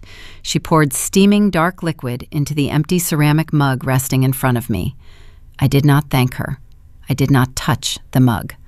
I let the cheap coffee sit there, a dark reflection of the domestic subservience I had permanently abandoned. My father cleared his throat, attempting to summon the gravelly command that defined his existence. "We are here, Phoebe," he stated, his voice lacking its usual resonance. "You said you had a plan to handle the syndicate debt and save the house.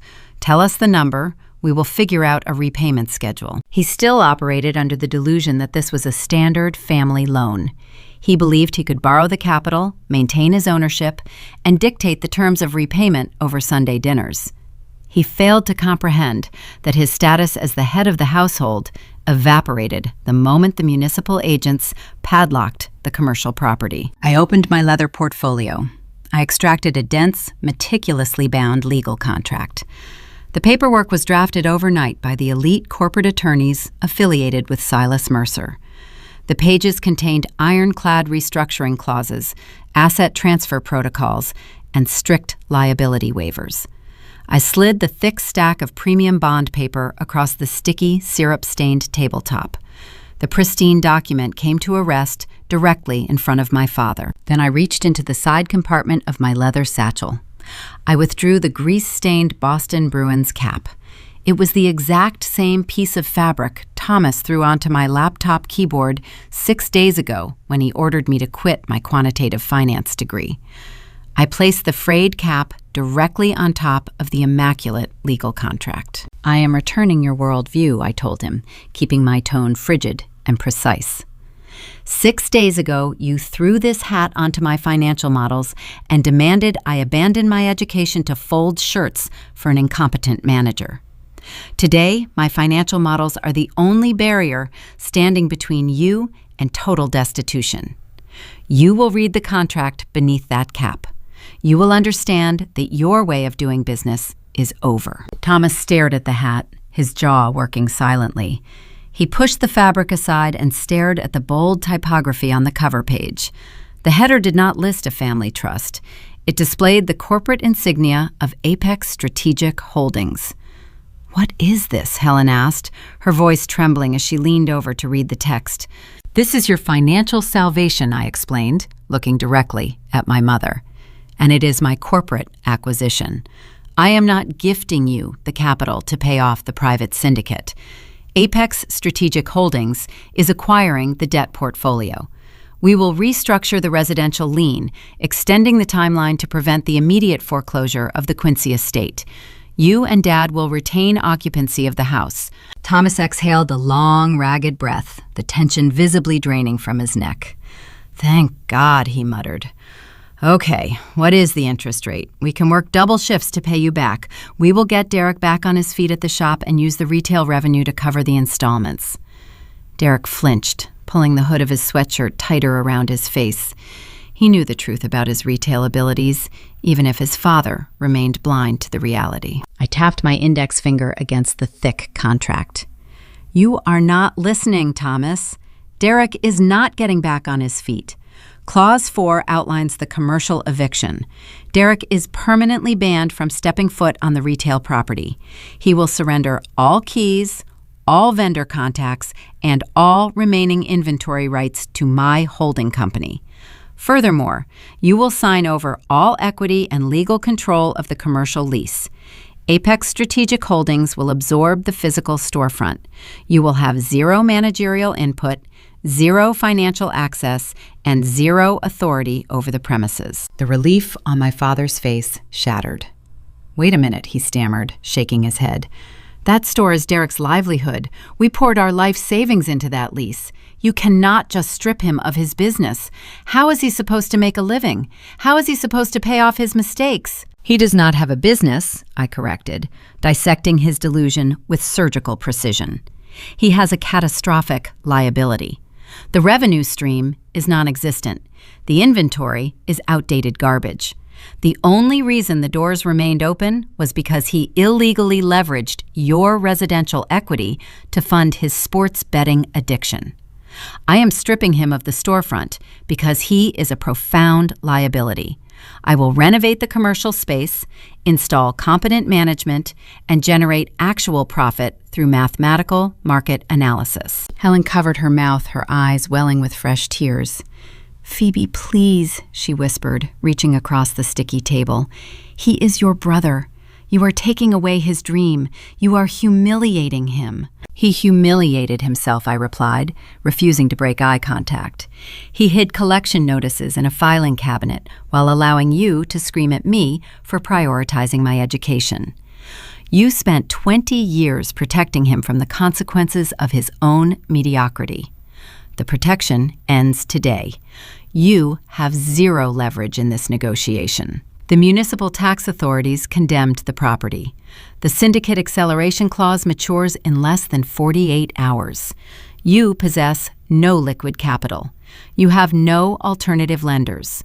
You are staring at the cold, hard numbers. You either sign away the commercial lease and banish Derek from the premises, or I walk out of this diner and let the creditors seize your house tomorrow morning. Derek finally spoke. His voice was a pathetic nasal whine. "You are enjoying this," he accused, glaring at me from beneath his hood. "You always thought you were smarter than everyone else. You just want to steal the shop to prove a point." I shifted my gaze to my older brother. The golden child was reduced to a bitter, cornered animal. "I do not care enough about you to enjoy this, Derek," I stated flatly. "This is not revenge. This is a simple calculation. You are a bad investment. I am liquidating a bad investment to salvage a tangible real estate asset. Your ego is irrelevant to the bottom line." I looked back at my father. Thomas was staring at the legal document, his hands trembling. The patriarchal armor he wore for 3 decades was gone, stripped away by the undeniable reality of a legally binding contract. He was forced to confront the fact that his traditionalist, anti-intellectual philosophy had driven his family into a ditch, and the only tow rope available was held by the brilliant daughter he had discarded. The diner grew quiet around us. The clatter of silverware and the hum of the fry cooks seemed to fade into the background. My parents were backed into a corner of their own design, staring at the sharp edges of a corporate takeover. I sat perfectly still, my posture straight, my hands folded in my lap. I did not touch the cheap coffee resting in front of me. The dark liquid grew cold, a testament to my absolute detachment from their emotional turmoil. I waited for the inevitable pushback. A man like Thomas Frank does not surrender his kingdom without a final, desperate struggle. His pride was fatally wounded, and cornered pride always dictates one last irrational display of force. I watched his trembling hands slowly curl into tight fists, setting the stage for the ultimate patriarchal outburst. The quiet atmosphere inside the South Street diner shattered the moment my father realized the true scope of my demands. His entire life was built on a foundation of unquestioned authority. When the shipping foreman gave an order on the docks, his crew obeyed. When Thomas Frank spoke inside his house, his wife and children fell into line. He operated under the steadfast belief that volume and physical presence could bend reality to his will. Confronted with a dense legal document that stripped him of his power, his brain bypassed logic and defaulted to his primary instinct. He brought his clenched fist down onto the sticky, syrup-stained tabletop. The impact sounded like a gunshot in the cramped restaurant. My untouched ceramic mug jumped, spilling dark liquid across the vinyl surface. The thick legal contract shifted. A nearby waitress dropped a handful of silverware into a plastic bin, startled by the sudden outburst. Several patrons turned their heads, their conversations halting as they observed the unfolding drama in the corner booth. "You will not speak to me like some corporate stranger." Thomas shouted, his voice rough and ragged. He ignored the stares of the local mechanics and shipyard workers. "I am your father. I built this family with my own 2 hands. I broke my back in the freezing rain to keep a roof over your head. You owe us respect. You are going to authorize the release of that trust fund right now. No corporate takeovers, no stripping your brother of his livelihood. You will write the check, clear the syndicate debt, and we will handle the retail lease internally. That is how a family operates. I did not flinch at the loud noise. I did not shrink back into the vinyl cushion. The sudden display of patriarchal rage, which would have terrified me a year ago, now registered as a pathetic, predictable data point. I looked at the spilled coffee spreading toward the pristine pages of the Apex Strategic Holdings Agreement. I calmly reached out and pulled the document to safety. I placed my hands flat on the table and slowly stood up. I towered over him, forcing him to crane his neck upward to maintain eye contact. The physical dynamic shifted instantly. I was no longer the quiet daughter seeking validation. I was the chief executive officer dictating the terms of a hostile acquisition. Your definition of family is deeply flawed, I told him, keeping my tone frigid and even. A true family does not bankrupt a daughter to coddle an incompetent son. A real father does not throw a grease-stained hat onto his child's academic work and demand she sacrifice her future to mask a gambling addiction. You demand respect, but you only offer subservience in return. You spent 2 decades treating my intellect like a disease while you worshipped Derek's mediocrity. Now the bill for that favoritism has come due. Helen reached across the table, her hands shaking uncontrollably. "Phoebe, please," she sobbed, her makeup running down her pale cheeks. "Do not do this. He is just scared. We are all scared. Do not walk away from us." I shifted my gaze to my mother. "I am not walking away," I clarified. "I am offering you the only lifeline available, but the terms are non-negotiable. I am not writing a blank check to fund another decade of delusions. You are facing an imminent residential foreclosure. The private syndicate will seize your estate by tomorrow morning. I am the only entity on this planet willing to assume that toxic liability." I looked back down at Thomas. The unyielding certainty in my voice extinguished the last remaining embers of his bluster. "You have exactly 24 hours to make your decision," I stated. "Tomorrow morning at 10 o'clock sharp, you will meet me at the University Economics Department. You will convene in Dean Alcott's office. You will bring this exact contract, and you will sign every single page in the presence of a notary public. If you sign, Apex Strategic Holdings will clear the syndicate debt, restructure the lien, and allow you to remain in the Quincy house. Derek will surrender the commercial lease and walk away from the property forever." I paused, letting the silence emphasize my next words. "If you fail to appear, or if you attempt to negotiate these stipulations, the offer expires. I will withdraw my capital. I will allow the municipal tax authorities to auction the retail inventory. I will allow the predatory lenders to execute the acceleration clause. I will sit in my dormitory and watch the bank seize your home. The choice is entirely yours." I reached down and picked up my leather satchel. I stood straight, feeling the profound emotional liberation wash over me. The suffocating grip my father held over my psychology was broken. I precisely adjusted the cuffs of my tailored charcoal blazer, ensuring the fabric laid perfectly flat against my wrists. It was a calculated, deliberate gesture of professional composure. I turned my back on the corner booth. My heels struck the checkered linoleum floor, each footstep echoing with crisp finality through the silent diner. I pushed through the glass entrance doors and stepped out into the cool Boston air. The walk to the transit station felt different today. The gritty streets of Quincy no longer resembled a prison. They were simply a landscape I was preparing to acquire. I boarded the train bound for Cambridge, taking a seat by the window. The rhythmic clatter of the steel wheels against the tracks matched the steady pulse in my chest. My parents were currently sitting in that syrup-stained booth, suffocating under the weight of their new reality. The strict boundary I established was a shock to their system. They were forced to confront the chilling fact that I was fully prepared to let them sink. I could easily visualize the intense panic consuming my father. For his entire existence, Thomas relied on his physical strength to command obedience. Now his muscles were useless. His loud voice meant nothing. He was trapped in a financial corner staring at a legally binding document that demanded his total surrender. Helen would be weeping desperately, trying to find a compromise that did not exist. Derek would be shrinking into the shadows, realizing his reign as the golden heir was permanently terminated. They had no alternative lenders. They possessed no hidden assets. They were out of time. I pulled my tablet from my satchel and opened the encrypted digital files. The meeting tomorrow required flawless execution. I needed to ensure Dean Alcott was prepared to witness the signing. I also needed to review the original loan documents one final time. As the train crossed the river, returning me to the academic sanctuary, I magnified the scanned image of the promissory note.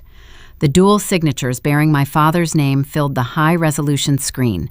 The minor discrepancy I noticed days ago remained a glaring anomaly. The baseline angles did not match. The pressure points were inconsistent. I ran a secondary visual diagnostic utilizing a forensic handwriting algorithm I designed for a data analytics seminar. The software confirmed my initial hypothesis with a 99% probability rate.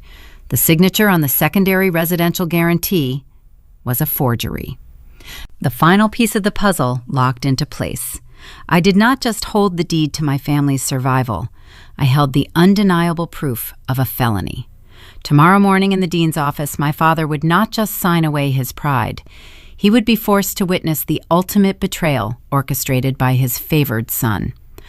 I locked the tablet and watched the university skyline approach, ready to deliver the final, crushing blow. The antique mahogany clock in the corner of Dean Alcott's office marked the hour, 10 o'clock in the morning. The heavy pendulum swung back and forth, slicing through the tense silence of the room. I stood beside a polished conference table, dressed in my tailored charcoal suit. My leather portfolio rested on the smooth wooden surface alongside a digital projector. Dean Alcott sat quietly behind his desk, assuming the role of an impartial academic observer and acting notary public. We waited for the final phase of my corporate acquisition to commence. The heavy oak doors creaked open. Thomas Helen and Derek Frank walked into the elite academic sanctuary. They looked like prisoners marching toward a sentencing hearing. The contrast between my polished institutional environment and their working-class despair was stark. My father wore his best Sunday suit, though the fabric was outdated and fit poorly across his broad shoulders. He carried his pride like a heavy, broken stone. My mother clutched her handbag against her chest, her eyes red from a sleepless night of weeping. Derek trailed behind them, wearing a wrinkled button-down shirt. He kept his gaze fixed firmly on the carpet, radiating cowardice. I gestured toward the empty leather chairs arranged around the conference table. "Take a seat," I instructed them. My voice contained zero hostility. It was a simple, clinical directive. They sat down in unison. I slid the thick restructuring contract drafted by Apex Strategic Holdings across the table.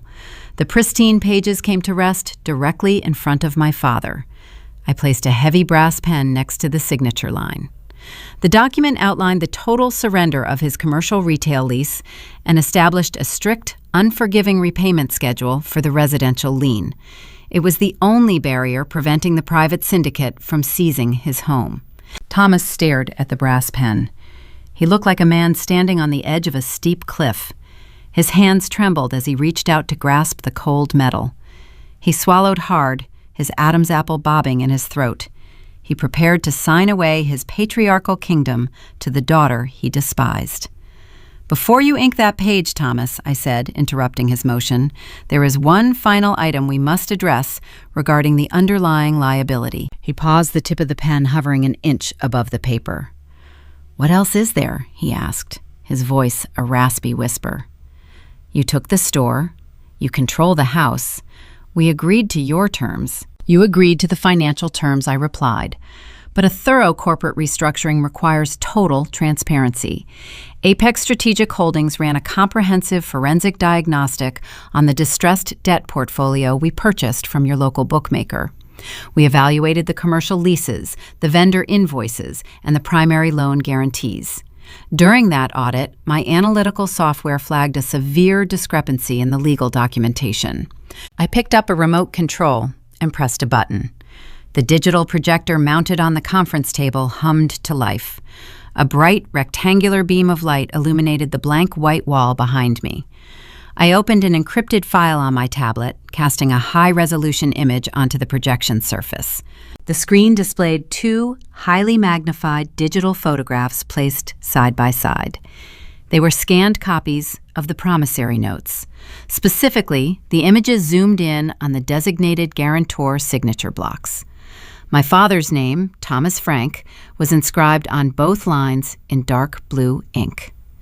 "What is this?" Helen asked, squinting at the bright projection. "Those are your father's signatures from the syndicate paperwork." "That is an incorrect assumption," I corrected her. "Look closely at the screen.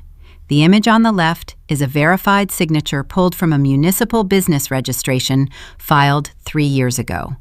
The image on the right is the signature located on the secondary residential guarantee issued to the private sports betting syndicate last month." Thomas narrowed his eyes, staring at the glowing wall. "They look the same to me," he muttered.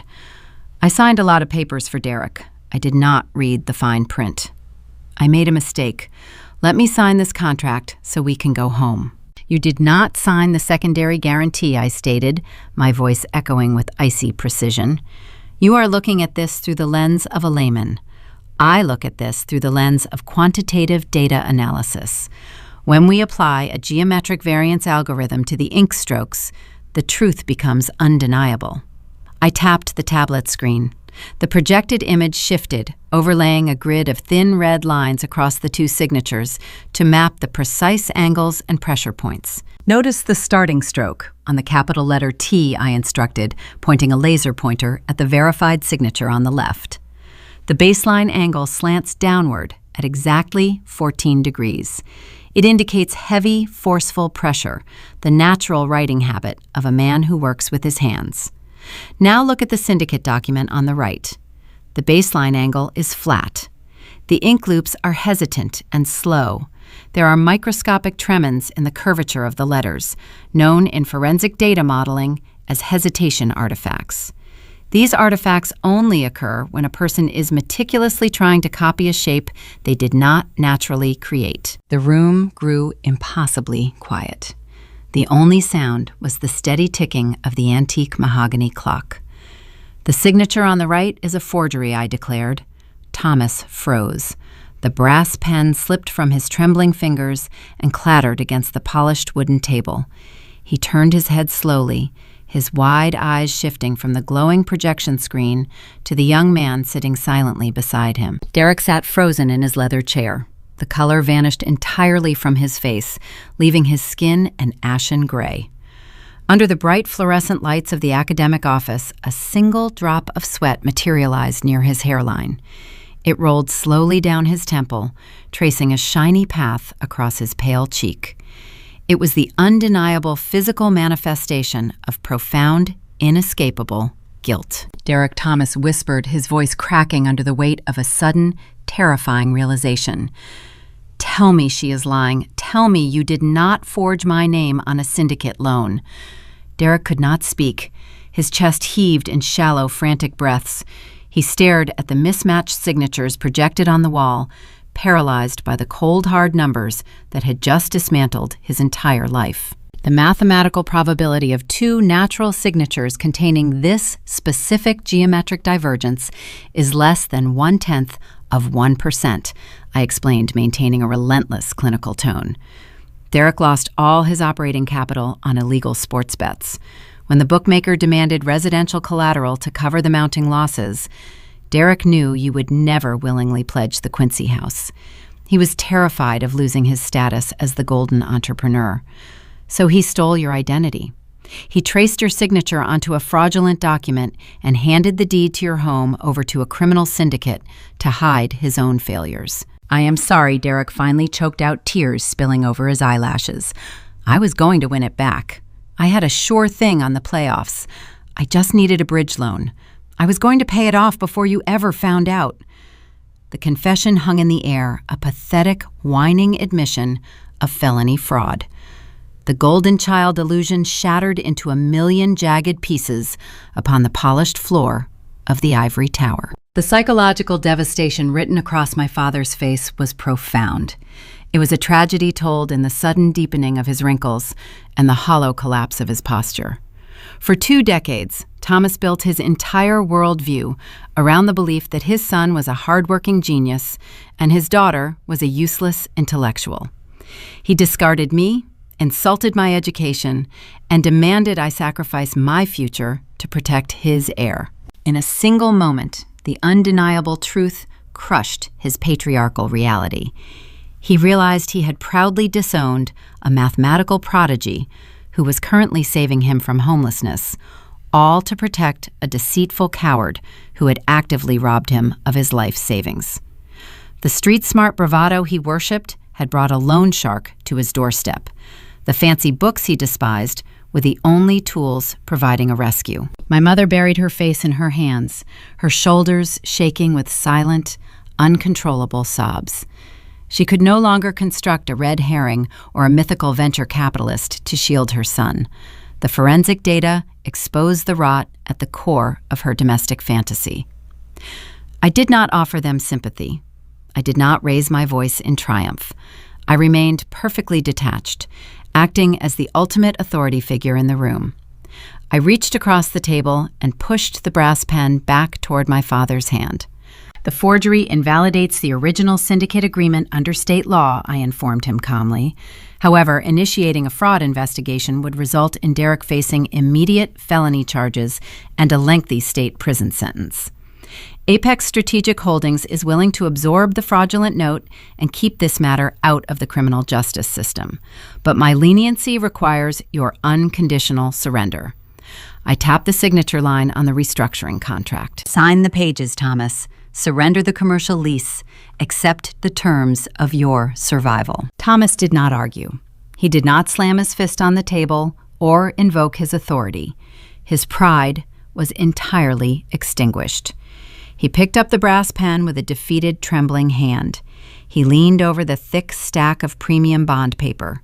The scratch of the metal nib against the page was the only sound in the office as he signed his name, transferring his kingdom to the exiled daughter he once called useless. Dean Alcott stepped forward, stamping his official notary seal beside each signature, locking the transfer into the permanent legal record. I gathered the documents securing the portfolio with absolute, unshakable authority. The hostile acquisition was complete. The heavy brass doors of the historic Boston Symphony Hall stood open to welcome the morning sunlight. Inside the cavernous auditorium, thousands of students wore traditional black academic regalia, a sea of velvet hoods and gold tassels. The air smelled of polished mahogany, old books, and quiet anticipation. I sat in the front row of the honors section, listening to the resonant voice of the university president echoing from the grand stage. 7 months had passed since I stood in Dean Alcott's office and finalized the corporate acquisition of my family's financial ruin. Today, I was graduating summa cum laude with a dual degree in applied mathematics and quantitative finance. The transition from a defensive college student to a chief executive officer occurred with seamless precision. Once Thomas Frank signed away his patriarchal authority, Apex Strategic Holdings absorbed the distressed commercial lease and the residential lien. I did not act with spite. I acted with the ruthless efficiency of a market optimizer. I deployed the institutional capital provided by Silas Mercer to clear the predatory syndicate debt within 24 hours, shielding the Quincy estate from the state auction block. Then I turned my attention to the decaying storefront. Derek's sports apparel shop was a monument to incompetence, bad inventory management, and profound laziness. I eradicated it entirely. I brought in a commercial demolition crew to gut the interior, removing the faded baseball jerseys, the cheap display cases, and the lingering smell of stale beer. Using the predictive models I developed during my independent research seminars, I mapped the housing density and rental demand curves for the surrounding university districts. The data revealed a severe shortage of premium off-campus student accommodations with integrated technological amenities. I secured a secondary development loan and converted the commercial retail space into a highly lucrative boutique leasing office and residential hub. The new venture launched 90 days later, branded under a clean, modern aesthetic. The revenue stream generated by the student housing complex outpaced my initial projections by a margin of 22%.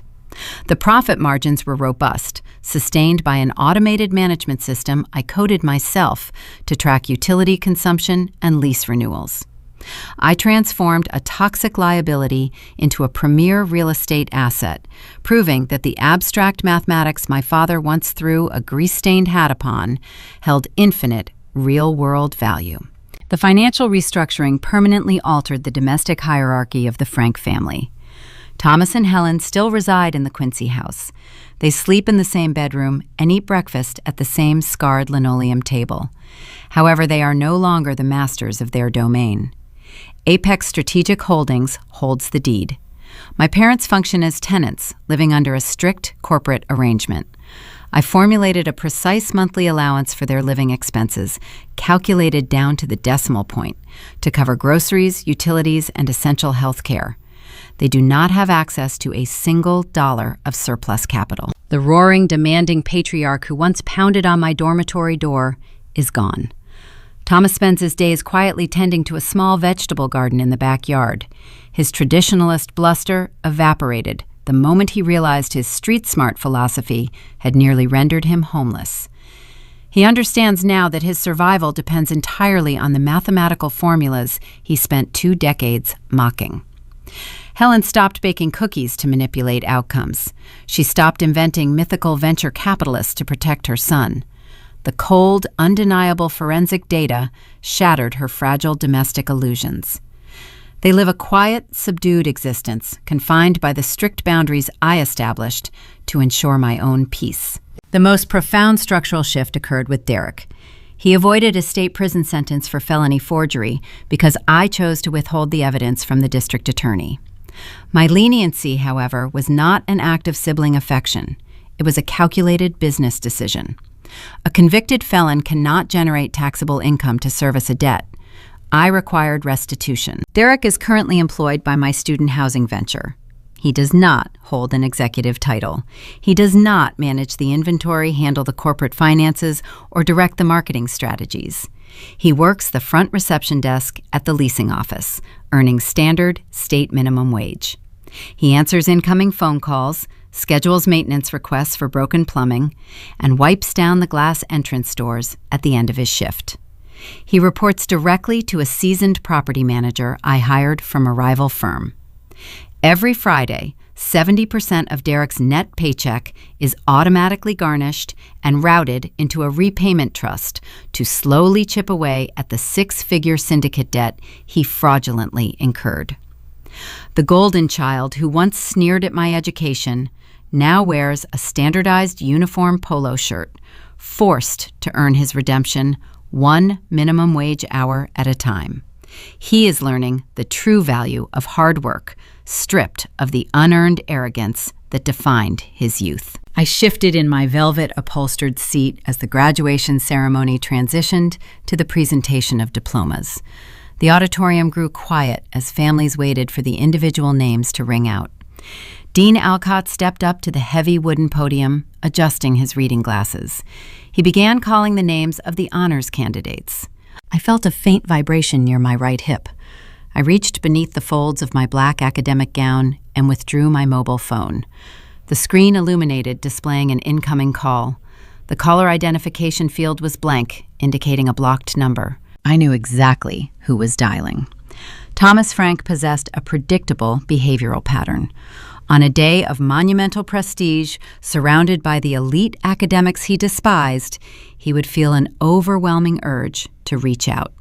He would want to offer a gruff congratulation, attempting to bridge the vast chasm between his working-class reality and my ivory tower. He would want to pretend, even for a brief minute, that he was the proud patriarch of a successful daughter.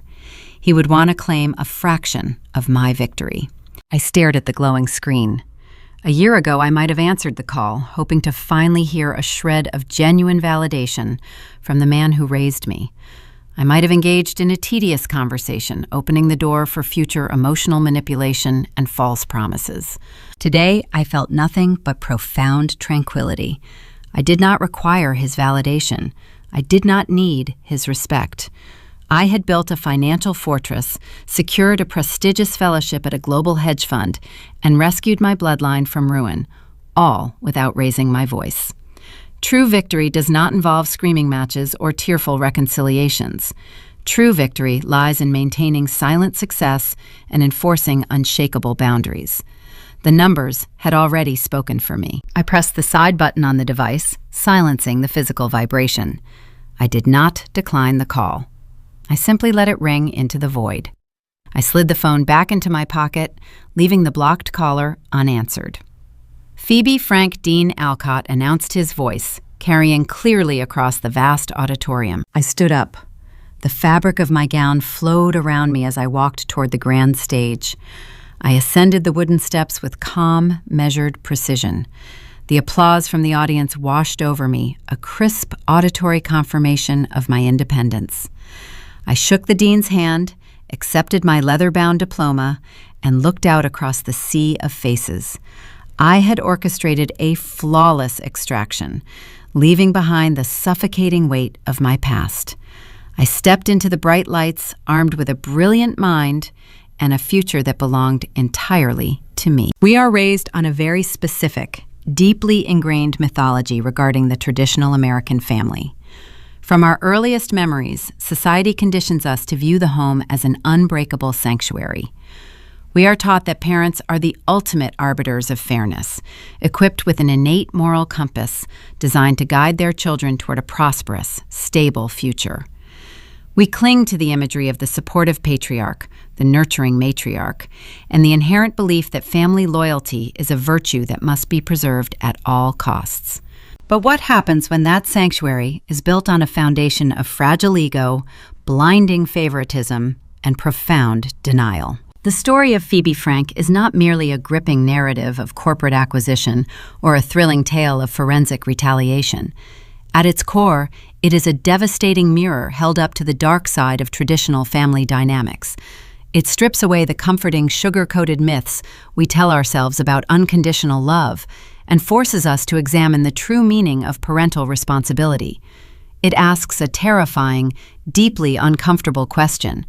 What is the true cost of raising children in an environment entirely devoid of honesty, fairness, and emotional awareness? In many households, particularly those rooted in strict, old-school traditions, there is a dangerous tendency to assign rigid roles to children long before they are equipped to understand them. Thomas and Helen Frank fell into one of the most destructive yet incredibly common parenting traps imaginable: the creation of the golden child.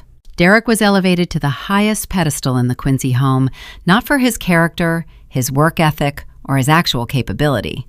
He was favored simply because he fit a predetermined narrative that comforted his father's working-class pride. He was the son who stayed close to the neighborhood, the boy who supposedly represented the gritty, street-smart ethos his father worshipped. But crowning a golden child always requires a human sacrifice. For Derek to remain the unquestioned successor, Phoebe's undeniable brilliance had to be systemically diminished.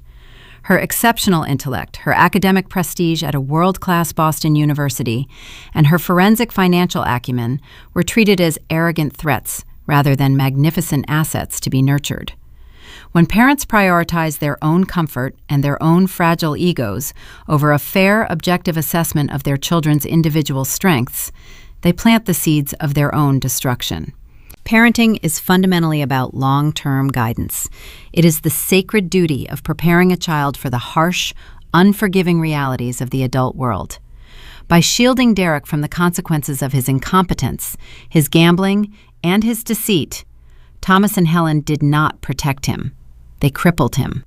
They replaced necessary discipline with blind enabling, and in doing so, they invited financial and moral ruin directly to their doorstep. Perhaps the most insidious element of this fractured family structure was not the father's loud authoritarian demands, but the mother's quiet, suffocating emotional sabotage. Emotional awareness is the bedrock of any healthy, functioning family. It requires parents to honestly evaluate their own fears and to listen to their children without a manipulative agenda. Helen Frank lacked this awareness. She weaponized maternal care using homemade cookies and tearful pleas, not to support her daughter, but to draft her into a domestic war she did not start. This specific form of emotional blackmail is a tragic reality in many households, where capable children, often daughters, are expected to serve as the emotional shock absorbers for the dysfunctional members of their bloodline. It is the unspoken toxic demand that the competent child must set themselves on fire just to keep the favored, failing child warm. When parents use phrases like "family comes first" to justify extortion, they corrupt the very concept of loyalty. True family responsibility dictates that parents protect their children from harm, not offer them up as collateral to a loan shark just to save face in the neighborhood. The Franks' inability to face the honest truth about their son's failure created an environment where lies became the primary operating currency, and a family that trades in lies will eventually go bankrupt both financially and morally. Phoebe's journey also highlights a distinct cultural friction deeply embedded within modern society. There is often a quiet, simmering resentment between the traditional pride of manual labor and the refined world of academia. Thomas Frank's disdain for his daughter's degree blinded him to the realities of a rapidly evolving world. He genuinely believed that loud demands, physical intimidation, and an outdated patriarchal script could solve any problem. However, providing long-term guidance for children in today's complex society requires profound adaptability and a deep respect for diverse forms of intelligence. By dismissing Phoebe's applied mathematics and quantitative finance skills as useless arrogance, Thomas effectively threw away the only compass that could navigate the catastrophic storm his son had created. A parent's job is to recognize that the world changes and the tools required for survival change with it. Refusing to acknowledge a child's unique capabilities out of stubborn pride is a profound failure of leadership. What makes this narrative so compelling is the protagonist's refusal to play the tragic role assigned to her. Phoebe did not engage in screaming matches in a dingy diner. She did not seek revenge through petty retaliation or emotional outbursts.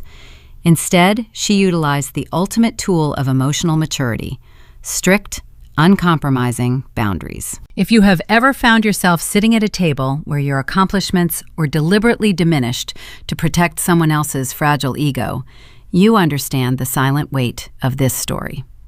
If you have ever had to build a fortress of boundaries just to survive the people who were supposed to protect you, you are not alone. These quiet, calculated victories are happening every day, hidden behind the closed doors of seemingly perfect homes.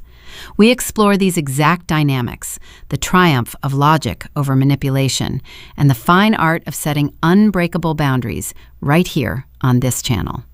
If Phoebe's journey of silent success resonates with your own experiences, take a moment to hit that subscribe button and follow Morning Revenge for more stories of quiet courage, forensic justice, and ultimate vindication. Society conditions us to believe that a child's ultimate duty is unconditional loyalty to their parents, regardless of the emotional or financial cost. We are repeatedly taught that family is defined entirely by blood, and that blood demands endless forgiveness, endless sacrifice, and endless silence in the face of mistreatment. But consider this alternative reality. Unconditional loyalty is a beautiful, necessary concept for raising infants, but it is a deeply destructive framework for adults. When parents demand unconditional loyalty while offering only conditional respect, they are not building a family. They are operating a cartel. The greatest act of love a capable, intelligent child can offer a profoundly broken, manipulative parent is not subservience. It is the cold, hard, unyielding gift of reality. Sometimes, to truly save a family, you cannot be the dutiful daughter who folds the shirts, keeps her head down, and maintains the peace. Sometimes you must become the architect who legally buys the building, tears down the rotting walls, and forces everyone to finally live in the truth. Blood may write the first chapter of your life, but boundaries will write the ending.